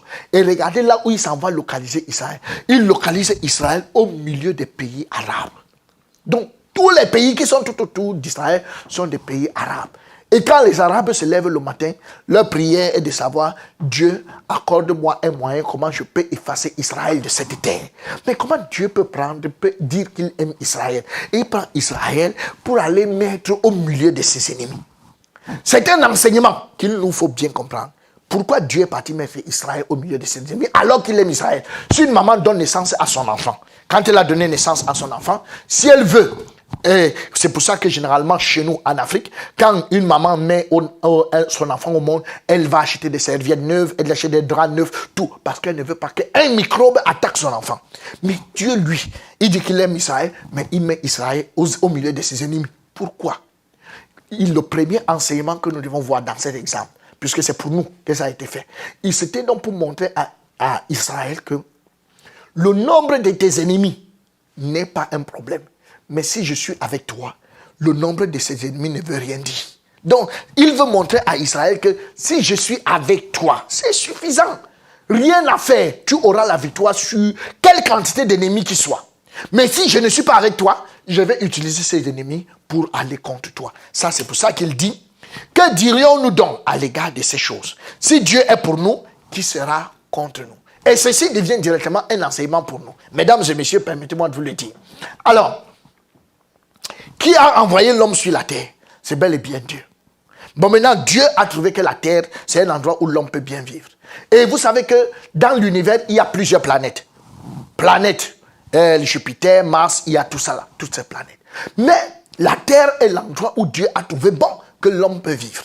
Mais maintenant, il y a la guerre au ciel avec Satan qui a amené le désordre. Dieu décide donc de chasser Satan du ciel. De vous savoir, Dieu aurait pu l'envoyer sur une autre planète, disant que non, sur la terre, l'homme y est déjà. Pas besoin que l'homme vienne encore et que Satan vienne sur la terre. Mieux, l'homme vit sur la terre et que Satan aille sur Jupiter. Mais Dieu a amené encore Satan sur la même terre où se trouve l'homme. Alors, Satan et ses démons sont venus trouver l'homme sur la terre. Qu'est-ce que nous devrons comprendre par là? Donc, Dieu veut donc montrer à l'homme que, même comme il y a Satan et les démons sur la terre, leur présence n'est rien. Parce que si je suis avec toi, Satan et les démons ne sont pas un problème. Mais si je ne suis pas avec toi, je vais utiliser encore Satan et les démons pour te nuire. C'est la raison pour laquelle donc Dieu peut nous dire clairement que quand l'Éternel approuve les voies d'un homme, il dispose favorablement en sa faveur à son égard, même ses ennemis. Donc si Dieu est d'accord avec moi, même mon ennemi qui est Satan, Dieu s'en occupe. Alors, pour qu'il soit d'accord avec moi, il faut que je sois né de nouveau. Et ça, là, il faut bien que nous le comprenions. Que c'est Dieu qui gère toutes ces choses. Mais malheureusement, aujourd'hui, Satan et les démons sont arrivés. Et Israël aussi avait fait cette erreur. Au lieu de se rassurer, est-ce que Dieu est avec moi? Ils ne se sont pas rassurés si Dieu est avec eux. Ils ont plutôt commencé à combattre les ennemis. La même chose se passe aujourd'hui. Plusieurs, soi-disant chrétiens, au lieu de chercher à savoir est-ce que Dieu est avec moi, ils ne se préoccupent pas de savoir si Dieu est avec eux. Tout ce qu'ils ont trouvé comme travail, c'est de chasser Satan. Ils chassent Satan le matin, ils chassent les démons le soir, ils chassent Satan le matin, ils chassent Satan le soir. Vous pouvez donc vous rendre compte. Le matin, il s'est levé, il a lié Satan. Le soir, avant d'aller dormir, il va encore lier Satan. À minuit, il se lève, il lie encore Satan. L'autre matin, quand il se lève, il y a encore Satan, il ne se pose pas la question. Je l'ai d'abord lié hier, qu'il a délié entre temps. Et c'est comme ça qu'on chasse Satan en Amérique, on chasse Satan en France, on chasse Satan en Afrique, mais Satan est toujours là. Un seul Satan. Plusieurs chrétiens le chassent. Avec Jésus derrière eux, mais Satan est toujours là. Vous ne vous trouvez pas que c'est un problème? Vous-même, vous vous rendez compte que vous êtes sur la terre. C'est Dieu qui vous envoie sur la terre. Dieu envoie Satan sur la terre. Vous, appelons le pasteur comme ça. Le président prend un décret, c'est lui le président, c'est Dieu. Et puis maintenant, le pasteur, lui, il est là, un sous-préfet. Et le sous-préfet décide que non, tu ne vas pas rester ici. Donc, le président décide d'envoyer Satan sur la terre. Et toi, le petit sous-préfet de Dieu, tu dis, j'ai décidé que toi, Satan, tu ne resteras pas sur la terre. Je te prends et j'enferme dans les abîmes. Et ils font ce travail depuis des années. Mesdames et messieurs, en arrivant sur cette terre, vous allez trouver que vos parents chassaient le diable. Ils sont morts, le diable est toujours là. Vous-même, vous allez chasser le diable, il sera toujours là. Est-ce que vous ne comprenez pas qu'il y a une erreur dans cette affaire? Il y a une mécompréhension. Il y a une mauvaise compréhension des Écritures. Le problème n'est pas Satan et ses démons, mais le problème c'est de savoir est-ce que je suis avec Dieu. Si je suis avec Dieu, Dieu dispose favorablement même mes ennemis. En ce qui me concerne, là où je suis aujourd'hui, puisque je suis avec Dieu, non, il n'y a pas de problème. Je peux aller dans mon village en paix. Ce sont même les sorciers qui vont venir me servir. Parce que Dieu est avec moi. Il dispose favorablement même mes ennemis. Allez voir qui a donné à manger à Élie. Et regardons ce texte pour mieux comprendre. Dans Job chapitre 1 verset 6, la Bible nous dit: Or, les fils de Dieu vinrent un jour se présenter devant l'Éternel. Et Satan vint aussi au milieu d'eux. Et on dit, Dieu, les fils de Dieu vinrent un jour se présenter devant l'Éternel. Et Satan est aussi venu. Écoutez-moi très bien. Une réunion devant l'Éternel et Satan vient. C'est fort étonnant. Donc Satan assiste à une réunion devant l'Éternel. Vous avez assisté à une réunion devant l'Éternel? Non. Satan assiste à une réunion devant l'Éternel. Alors, quand il vient, écoutez ce qui se passe. L'Éternel dit à Satan, s'il vous plaît, c'est l'Éternel qui lui adresse la parole en premier lieu. Il dit, d'où viens-tu? Et Satan répondit à l'Éternel, de parcourir la terre et de m'y promener. Donc, Satan, Dieu lui pose la question, tu sors d'où? Il dit, j'ai parcouru la terre et puis, subitement, j'ai appris qu'il y a une réunion et je suis venu. Alors, étant donc à la réunion, Dieu lui pose la question. L'Éternel dit à Satan, as-tu remarqué mon serviteur Job? Il n'y a personne comme lui sur la terre. C'est un homme intègre, droit, craignant Dieu. Qui amène le nom de Job dans la conversation? C'est Dieu. Dieu amène le nom de Job dans la conversation et il lui demande que, est-ce que tu connais mon serviteur Job? Est-ce que tu vois comment il me sert? Bon, Satan lui dit que, mais attends, et Satan répondit à l'Éternel, est-ce d'une manière désintéressée que Job craint Dieu? Est-ce qu'il te craint d'une manière désintéressée? Mais là, tu vas protéger lui, sa maison et tout ce qui lui appartient. Tu as béni l'œuvre de ses mains. Comment est-ce que Satan sait que Dieu a toujours protégé Job?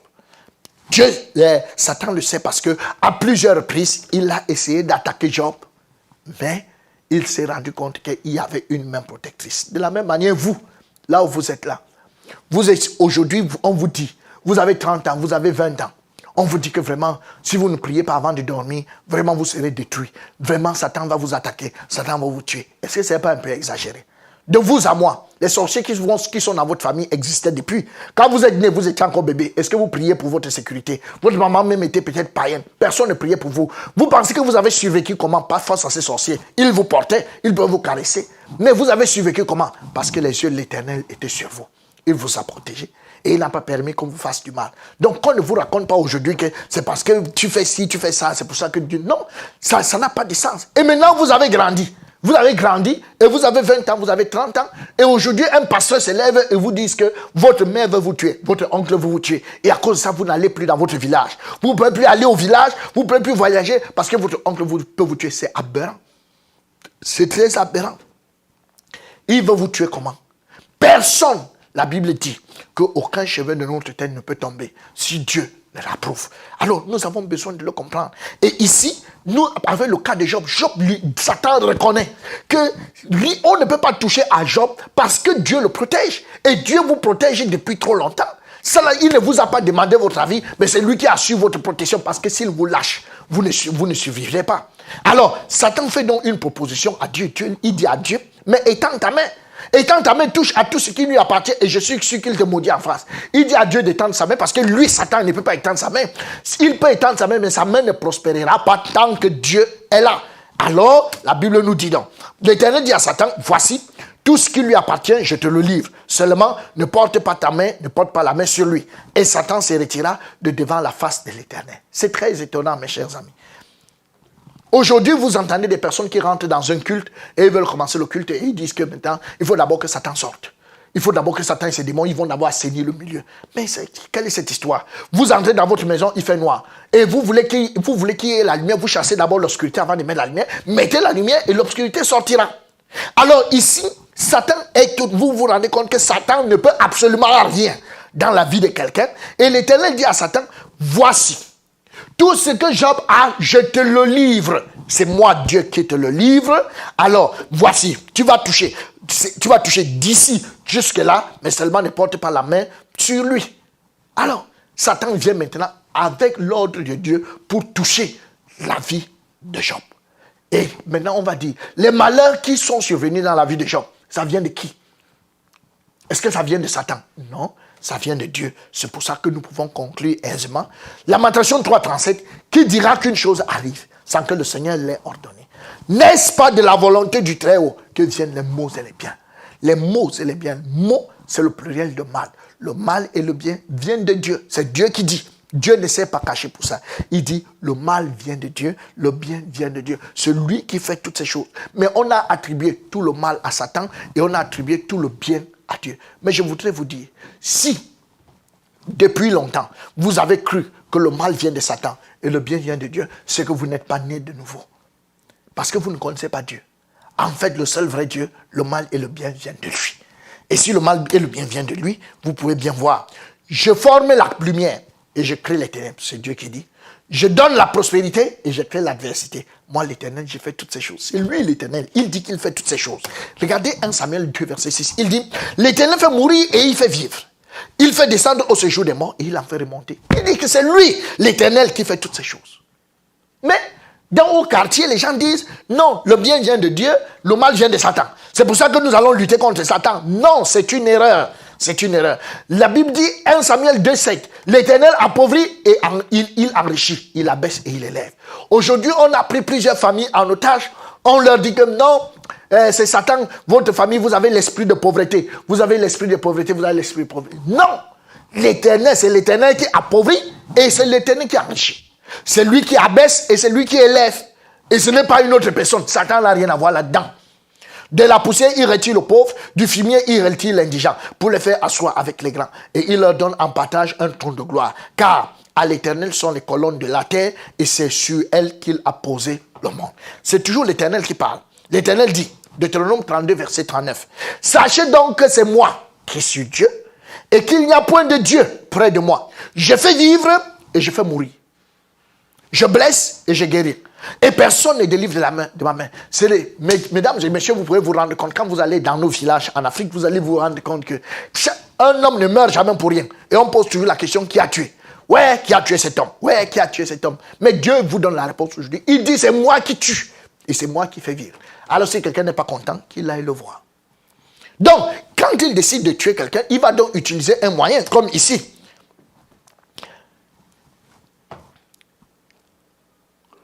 2 Rois chapitre 5 verset 7. Après avoir lu la lettre, le roi d'Israël déchira ses vêtements et dit, suis-je un Dieu pour faire mourir et pour faire vivre? Donc le roi d'Israël déchire ses vêtements, il dit que, est-ce que je suis un Dieu pour faire mourir ou bien pour faire vivre? C'est Dieu seul qui peut faire mourir et qui peut faire vivre.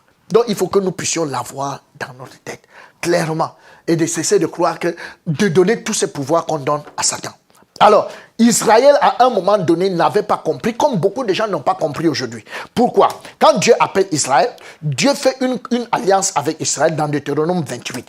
Et dans cette alliance, il dit à Israël, si tu obéis, je te bénis. Si tu désobéis, je te maudis. Mais si tu te repens, je te restaure, je te pardonne. Ça, c'est la convention l'alliance qu'il a avec Israël. Mais nous allons voir que, donc avec Israël, les choses iront bien. Pendant les 3 premiers rois qui vont exister, c'est-à-dire Saül, David et Salomon. Ils ont régné chacun 40 ans. Et alors, pendant ces temps, Israël sera dans un semblant d'obéissance. Mais avec Salomon qui va épouser plusieurs femmes, il va entraîner tout Israël dans l'idolâtrie. Et alors Dieu va décider de ne pas diviser la nation pendant qu'il est encore vivant, mais à sa mort, Dieu va diviser la nation en deux.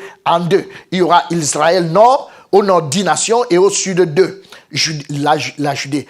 Et toutes ces nations, tout Israël sera donc mis sous domination. Sous domination assyrienne, sous domination babylonienne, sous domination de la Perse, sous domination de la Grèce en 336 avant Jésus-Christ et sous domination de Rome en 168 avant Jésus-Christ. Donc quand Jésus va naître pendant que Israël est sous domination romaine. Pourquoi sous domination romaine? Le peuple juif ne s'est pas demandé, mais pourquoi nous sommes dominés par les autres nations? Est-ce qu'on doit se retourner vers l'Éternel? Ils ne sont pas inquiétés pour ça. Eux, ils ont trouvé plutôt, au lieu de se tourner vers l'Éternel, ils ont trouvé plutôt bon de combattre les Romains. C'est la même chose aujourd'hui. Les gens sont sur cette terre. Ils souffrent de beaucoup de choses. Au lieu de se tourner vers Dieu, pour dire, Seigneur, nous voici aujourd'hui. Il faudrait que nous retournions vers toi. Instruis-nous. Montre-nous ta face. Montre-nous qui tu es. Non. Ils ont trouvé plutôt de combattre Satan.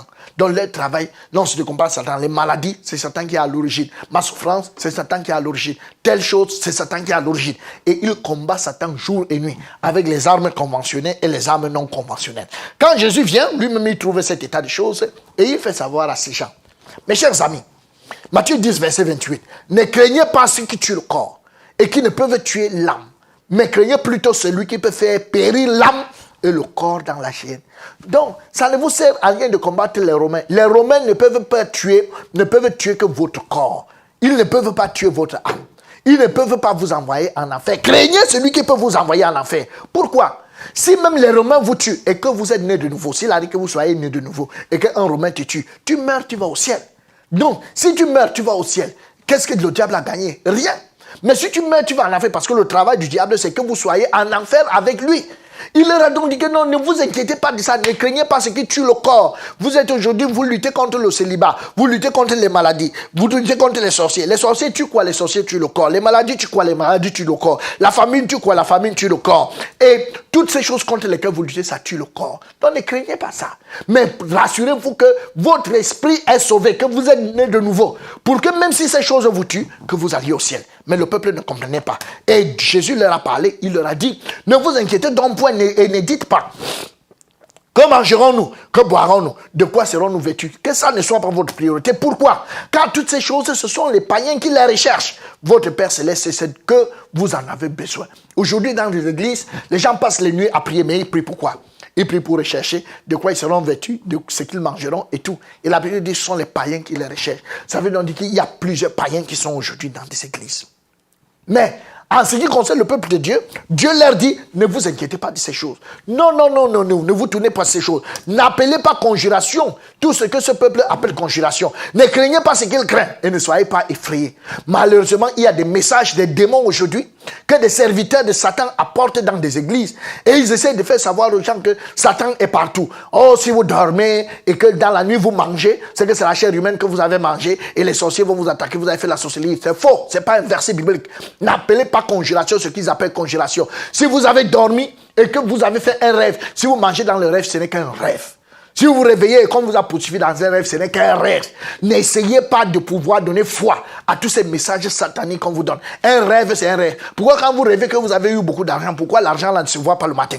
C'est rien que quand vous rêvez que vous avez mangé la chair, vous avez mangé la viande, on vous dit que vous avez mangé la chair humaine. Donc tout ceci, n'appelez pas conjuration. Dieu nous met en garde. N'appelez pas conjuration ce qu'ils appellent conjuration. Ce sont des ministres de Satan qui sont en train d'infliger la peur dans la vie des gens. Ils infligent n'importe quoi. Dieu a dit non. La seule personne que vous devez craindre, vous ne devez pas craindre Satan parce qu'aujourd'hui, des gens, ils vont dans une nuit de prière, on va dire prier devant l'Éternel, ils seront tranquilles. Mais quand on va dire maintenant, l'heure est venue pour combattre Satan, même si c'est la vieille maman, elle se lève, elle commence à combattre par tous les moyens. J'ai vu quelquefois en Afrique, des personnes se lever avec de gros bâtons parce que le pasteur leur a dit d'amener de gros bâtons pour chasser Satan. Mais de vous à moi, Satan, on le chasse avec un bâton. Ésaïe 8, verset 13 nous dit, c'est l'Éternel des armées que vous devez craindre, que vous devez sanctifier. C'est lui que vous devez craindre et redouter. Ce n'est pas autre chose. C'est lui que vous devez craindre et redouter. Alors, quand Jésus donc arrive dans ce monde, il commence à faire des miracles.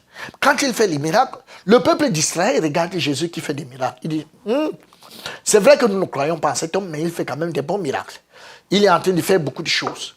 Il guérit les lépreux, il guérit, il ressuscite les morts, il donne à manger, il multiplie le pain. Qu'est-ce que ça veut dire? Dans la tête des Juifs, ça veut dire que non. Si nous traitons avec ce Jésus, s'il devient notre roi, ça peut être intéressant. C'est vrai qu'on n'accepte pas sa doctrine, mais le pouvoir qu'il a peut nous être utile. Ça veut dire quoi? Ça veut dire que nous pouvons accepter Jésus pour les pouvoirs qu'il a. C'est-à-dire, il a le pouvoir de guérir, il a le pouvoir de ressusciter, il a le pouvoir de nous nourrir, il a le pouvoir d'arrêter les tragédies. Parce que il a quand même calmé les vents, il a ressuscité Lazare, il a guéri ceux qui étaient aveugles, qui étaient ceci, qui étaient cela, et il a multiplié le pain. Avec ça, s'il est notre roi, on va mieux combattre les Romains. Ça veut dire quoi? Avec lui comme notre roi, déjà qu'il a le don de prophétie, il va nous dire si on peut combattre ou pas. Bon, maintenant, s'il vient aussi avec nous, ça fait qu'il va nous aider, en ce sens que si nous sommes 10 Juifs, et nous allons combattre 10 Romains, arriver là-bas, on tue 5 Romains, et eux aussi, ils tuent 5 Juifs, on porte les cadavres des 5 Juifs, on ramène, Jésus les ressuscite, demain les 10 sont encore complets, on repart. Et puis quand on repart en guerre, on n'a pas besoin d'amener beaucoup de sacs, juste 5 pains et 2 poissons, arriver là-bas, ils multiplient, et puis on pourra utiliser. Ça, c'est comme ça que les Juifs réfléchissaient. Et c'est malheureusement aussi comme ça qu'aujourd'hui, plusieurs réfléchissent. Ils vont faire quoi dans des églises? Ils vont chercher Jésus pour que Jésus les aide à vivre sur cette terre. Ils veulent Jésus pour avoir les enfants. Ils veulent Jésus pour qu'ils réussissent aux examens. Ils veulent Jésus pour avoir un grand poste. Ils veulent Jésus. En fait, ils veulent Jésus pour les choses de la chair. Ils veulent Jésus pour satisfaire la chair. Et si vous êtes dans ça, permettez-moi de vous dire, et les pasteurs et les hommes de Dieu qui vous amènent sur cette voie, et vous-même, vous êtes en route pour la faire parce que vous êtes charnel. Vous ne cherchez que Jésus pour les choses charnelles, pour les choses matérielles. C'est pour ça que Jésus va donc dire, parce que la Bible nous dit, après avoir multiplié le pain, tous vont venir le voir et ils vont lui dire. Jean chapitre 6 verset 15. Et Jésus, sachant qu'ils allaient venir l'enlever pour le faire roi, se retira de nouveau sur la montagne du Seul. Ah oui, il voulait le faire roi pour les choses matérielles. De la même manière que le bandit qui était sur la croix, les deux bandits, je vous l'ai dit la dernière fois, les deux bandits avaient besoin de Jésus. Mais l'un qui était à gauche, lui, il avait besoin de Jésus pour continuer de vivre sur cette terre, alors que l'autre bandit avait besoin de Jésus pour vivre dans l'au-delà. Vous avez besoin de Jésus. Pourquoi? Si vous avez besoin de Jésus pour une chose, pour votre protection, parce qu'il y a trop de sorciers dans votre village, laissez-moi vous dire, vous êtes en route pour l'enfer. Et ils ont dit, nous voulons Jésus pour notre roi, pour satisfaire nos besoins. La Bible nous dit, Jésus s'est retiré. Et sachez-le, mesdames et messieurs, Jésus est le même hier, aujourd'hui et éternellement. De la même manière qu'il s'est retiré hier, c'est de la même manière qu'il se retire aujourd'hui. Parce que Jésus n'est pas là pour les choses matérielles. Il n'est pas là pour les choses matérielles. Il n'est pas là pour ça. Il n'est vraiment pas là pour ça. Il est là pour que les gens naissent de nouveau. Malheureusement, les gens le veulent pour les choses matérielles. Et Jésus s'est retiré. Et aujourd'hui, vous demandez à quelqu'un, est-ce que tu sais Jésus? Oui, vraiment, Jésus, c'est mon roi. Pourquoi? Parce que tu ne peux pas savoir vraiment, pasteur, je n'avais pas d'enfant. Quand je suis arrivé dans cette église, on a prié pour moi et Jésus m'a donné un enfant. Sache que Jésus n'est pas ton roi. Il n'est pas le roi pour ce genre de choses. Et alors, quand Jésus a refusé d'être leur roi dans la Bible, alors tout le peuple répondit que son sang retombe sur nous et sur nos enfants. Donc, ils ont décidé de tuer Jésus parce que Jésus a refusé d'être leur roi. Les hommes de Dieu et les pasteurs peuvent bien le constater. Il y a beaucoup de pasteurs qui meurent dans la misère et ayant pourtant connu des années de gloire. À l'époque où il chassait encore les démons, il faisait beaucoup de choses où il avait, entre guillemets, l'onction. Non, il pouvait voir plusieurs fidèles. Les gens l'appelaient papa et tout. Jusqu'à un moment donné, l'onction est finie et il meurt seul. Pourquoi? Ces gens n'étaient que là pour les besoins de la chair. Donc, nous n'allons pas être des ministres de la chair. De la même manière, pour Jésus, ils ont décidé de le tuer. Le tuer parce qu'il ne voulait pas être leur roi pour pouvoir aux besoins charnels. Aujourd'hui, la Bible nous dit qu'il y a beaucoup de pasteurs, beaucoup de hommes de Dieu, ils sont assis devant la porte. Ils sont là assis pour faire des prosélytes. Des prosélytes, pourquoi? Ce qui les amène, non seulement ils sont assis devant la porte du ciel, eux-mêmes ils n'entrent pas et ils ne font entrer personne. Mais ils sont seulement là en train de promettre, venez chez nous, vous allez voyager. Venez chez nous, vous allez épouser un blanc. Venez chez nous, votre vie va changer. Venez chez nous, vous allez réussir dans vos affaires. Ça, ce sont des prophètes de malheur qui, non seulement eux-mêmes ils n'entrent pas, mais vous-même, ils ne vous permettront pas d'entrer. Permettez-moi de vous dire, ce sont ces gens qui détruisent toute l'Afrique. Mais, revenons dans notre texte, ils ont donc décidé de tuer Jésus. Quand ils vont tuer Jésus, ils vont dire que son sang retombe sur nous et sur nos enfants. Effectivement, ça va être très grave. Parce que, à partir de ce moment, Jésus lui-même va dire. Et Jésus, pendant qu'il portait sa croix, Jésus se tourna vers elle et dit, fille de Jérusalem, ne pleurez pas sur moi, mais pleurez sur vous et sur vos enfants. Pleurez sur vous et sur vos enfants. Pourquoi? Parce que la déclaration que viennent de faire vos pères, là, ça va être très grave. Il dit, malheur aux femmes qui seront enceintes et à celles qui allaiteront en ces jours-là. Car il y aura une grande détresse dans le pays et de la colère contre ce peuple. Ils tomberont sur le tranchant de l'épée. Ils seront emmenés captifs.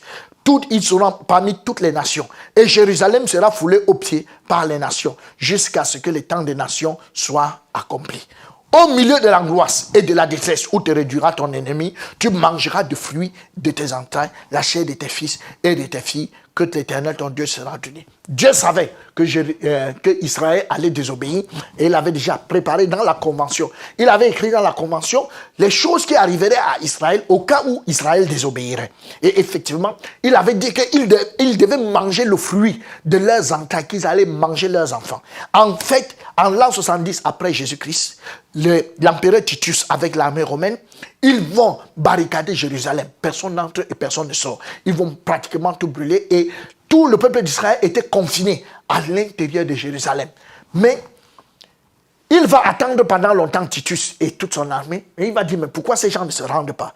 Il va donc envoyer des espions à l'intérieur. Il va donc se rendre compte qu'en fait, le peuple d'Israël, ils ont commencé à manger leurs propres enfants. Ils vont trouver des tas d'os parce que le peuple d'Israël mangeait ses propres enfants. Quelle catastrophe! Il va tuer plusieurs. Et ils vont mettre même cette stèle qui existe en Israël jusqu'à présent. Et ça, ce n'était que le début. Ce n'était que le début des temps difficiles. Et voici ce qui a été écrit dans la convention, dans l'alliance avec Israël. L'Éternel de Dieu te dispersera parmi tous les peuples d'une extrémité de la terre à l'autre. Et là, tu serviras d'autres dieux que n'ont connu ni toi ni tes pères, du bois et de la pierre. Donc ils vont même se procéder devant d'autres dieux. J'exterminerai Israël du pays que je lui ai donné. Je rejetterai loin de moi la maison que j'ai de consacrer à mon nom. Et Israël sera un sujet de sarcasme et de raillerie parmi tous les peuples. Et tu seras un sujet d'étonnement, de sarcasme et de raillerie parmi toutes les nations, les peuples chez qui l'Éternel te mènera. Donc, toutes les prophéties contre Israël étaient déjà arrêtées. Et il a dit, je les poursuivrai par l'épée.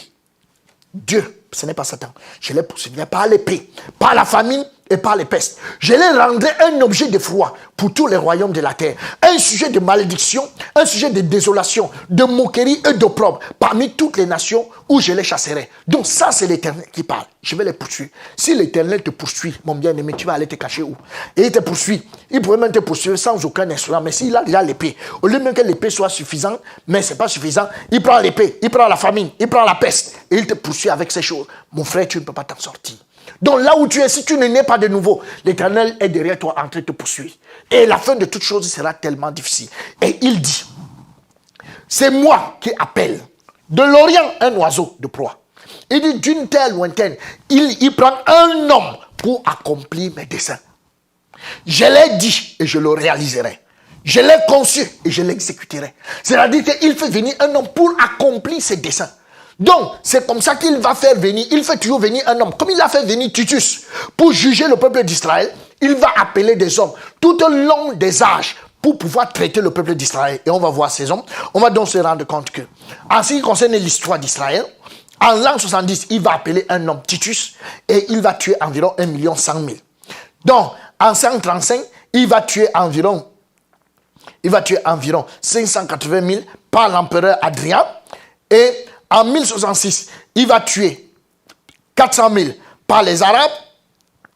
En 1096, 1291, il va tuer environ 1 million pendant les croisades de guerre. Et il va tuer environ, en 1348, 1350, il va tuer en Europe plus d'1 million. Plus d'1 million. En 1391, et il va tuer environ plusieurs milliers pendant la guerre de Sibérie. Et il va tuer pendant la croisade de guerre entre la Russie et la Pologne. La Russie et la Pologne sont en guerre. Et il va tuer environ 400 000 entre 1648 et 1658. Et pendant la Deuxième Guerre mondiale, il va susciter un homme, Hitler. Et Hitler va tuer 6 millions pour le compte de Dieu. Allons donc voir ensemble. C'est lui qui a dit, il appelle un oiseau, il suscite un homme pour accomplir et réaliser ses desseins. Et voilà donc ce qu'il va accomplir avec Hitler. Il va tuer environ 1 million et de la mauvaise façon parce qu'il a dit, vous serez un objet de foi, un objet de malédiction. C'est-à-dire que je vais vous faire des choses que quand les gens vont voir, les gens vont se demander que c'est toujours le peuple de Dieu comme ça. Et là, il va tuer plusieurs milliers. Donc, observons tous ensemble ce qui va se passer avec le peuple d'Israël.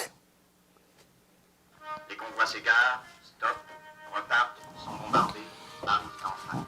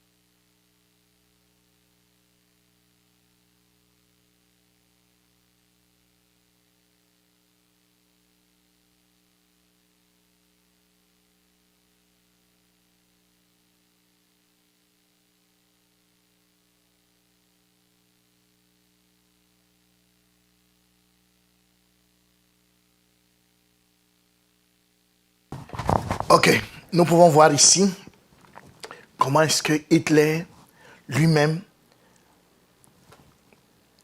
a pu tuer les Juifs en guise de châtiment de l'Éternel. Et ce n'était pas tout. Vous-même, vous savez que Jésus avait dit, Jésus se tourna vers elle et dit, fille de Jérusalem, ne pleurez pas sur moi, mais pleurez sur vous et sur vos enfants. Donc même des enfants ont souffert à cause de cette attitude et nous allons voir également cette vidéo.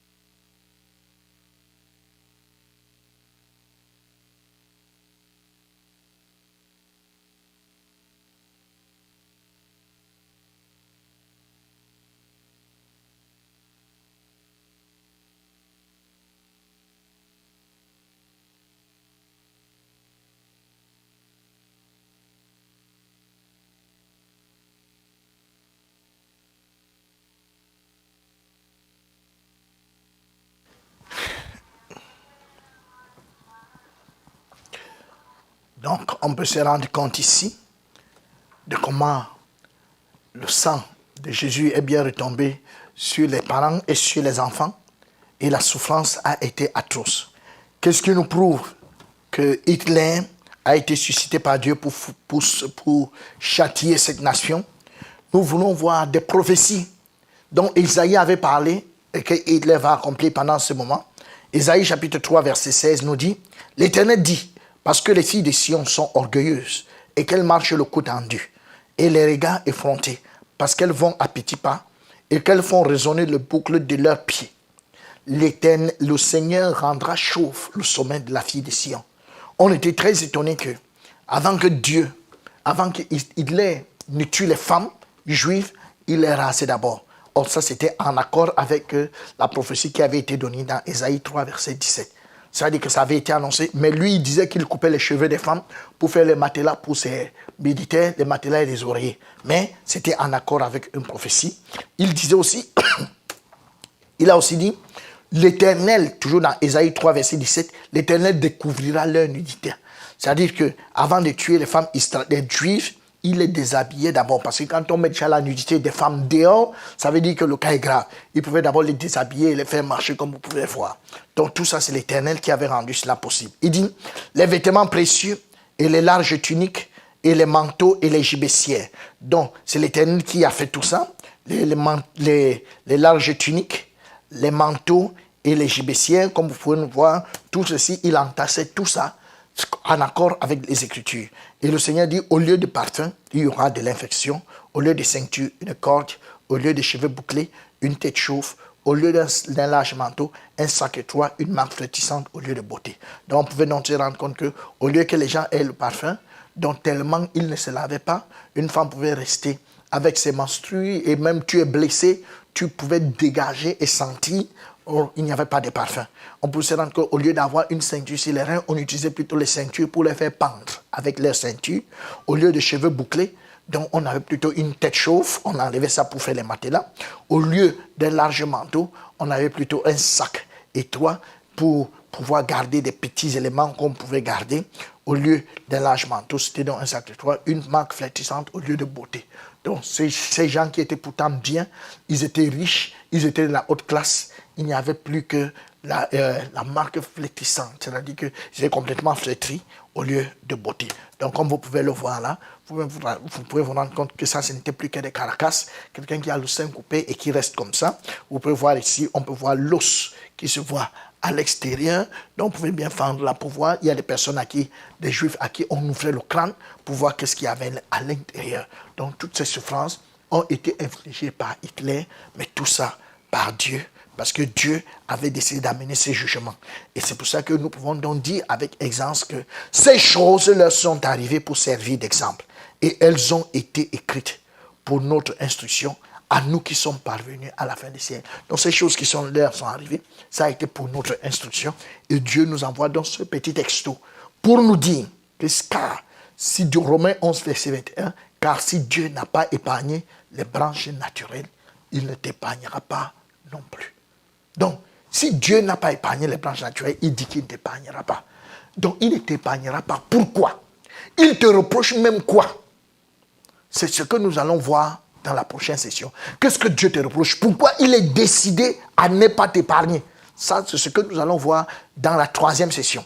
Alors, il y a une première session, celle-ci est la deuxième session, et nous allons donc passer à la troisième session. Si vous voulez les écouter, écoutez-les en ordre, je vous en prie. Merci de m'avoir écouté. Nous allons prier. Notre Dieu et notre Père, merci parce que tu nous as fait connaître, tu nous fais connaître qui tu es à travers l'histoire, à travers les faits historiques que nous avons vus, au travers du jardin d'Éden, au travers de l'arche de Noé, au travers de l'Exode. Nous avons compris que toutes ces choses se sont faites et ça s'est fait par ta main. Et nous avons aussi compris à travers l'histoire d'Israël que toi, tu es le Dieu qui fait toutes choses, les bonnes et les mauvaises viennent de toi, et que tu es au contrôle de toutes choses. Et nous avons pu le comprendre pendant ces enseignements. Merci grandement, Seigneur, parce que tu es en train de construire notre foi. Et pendant que tu construis notre foi, nous prions afin que tu donnes à chacun qui va écouter cette vidéo de pouvoir parvenir à ta connaissance de la même manière. Merci grandement pour tout ce que tu fais dans ce monde, pour les âmes que tu sauves. C'est dans le nom précieux de Jésus-Christ que j'ai prié. Amen.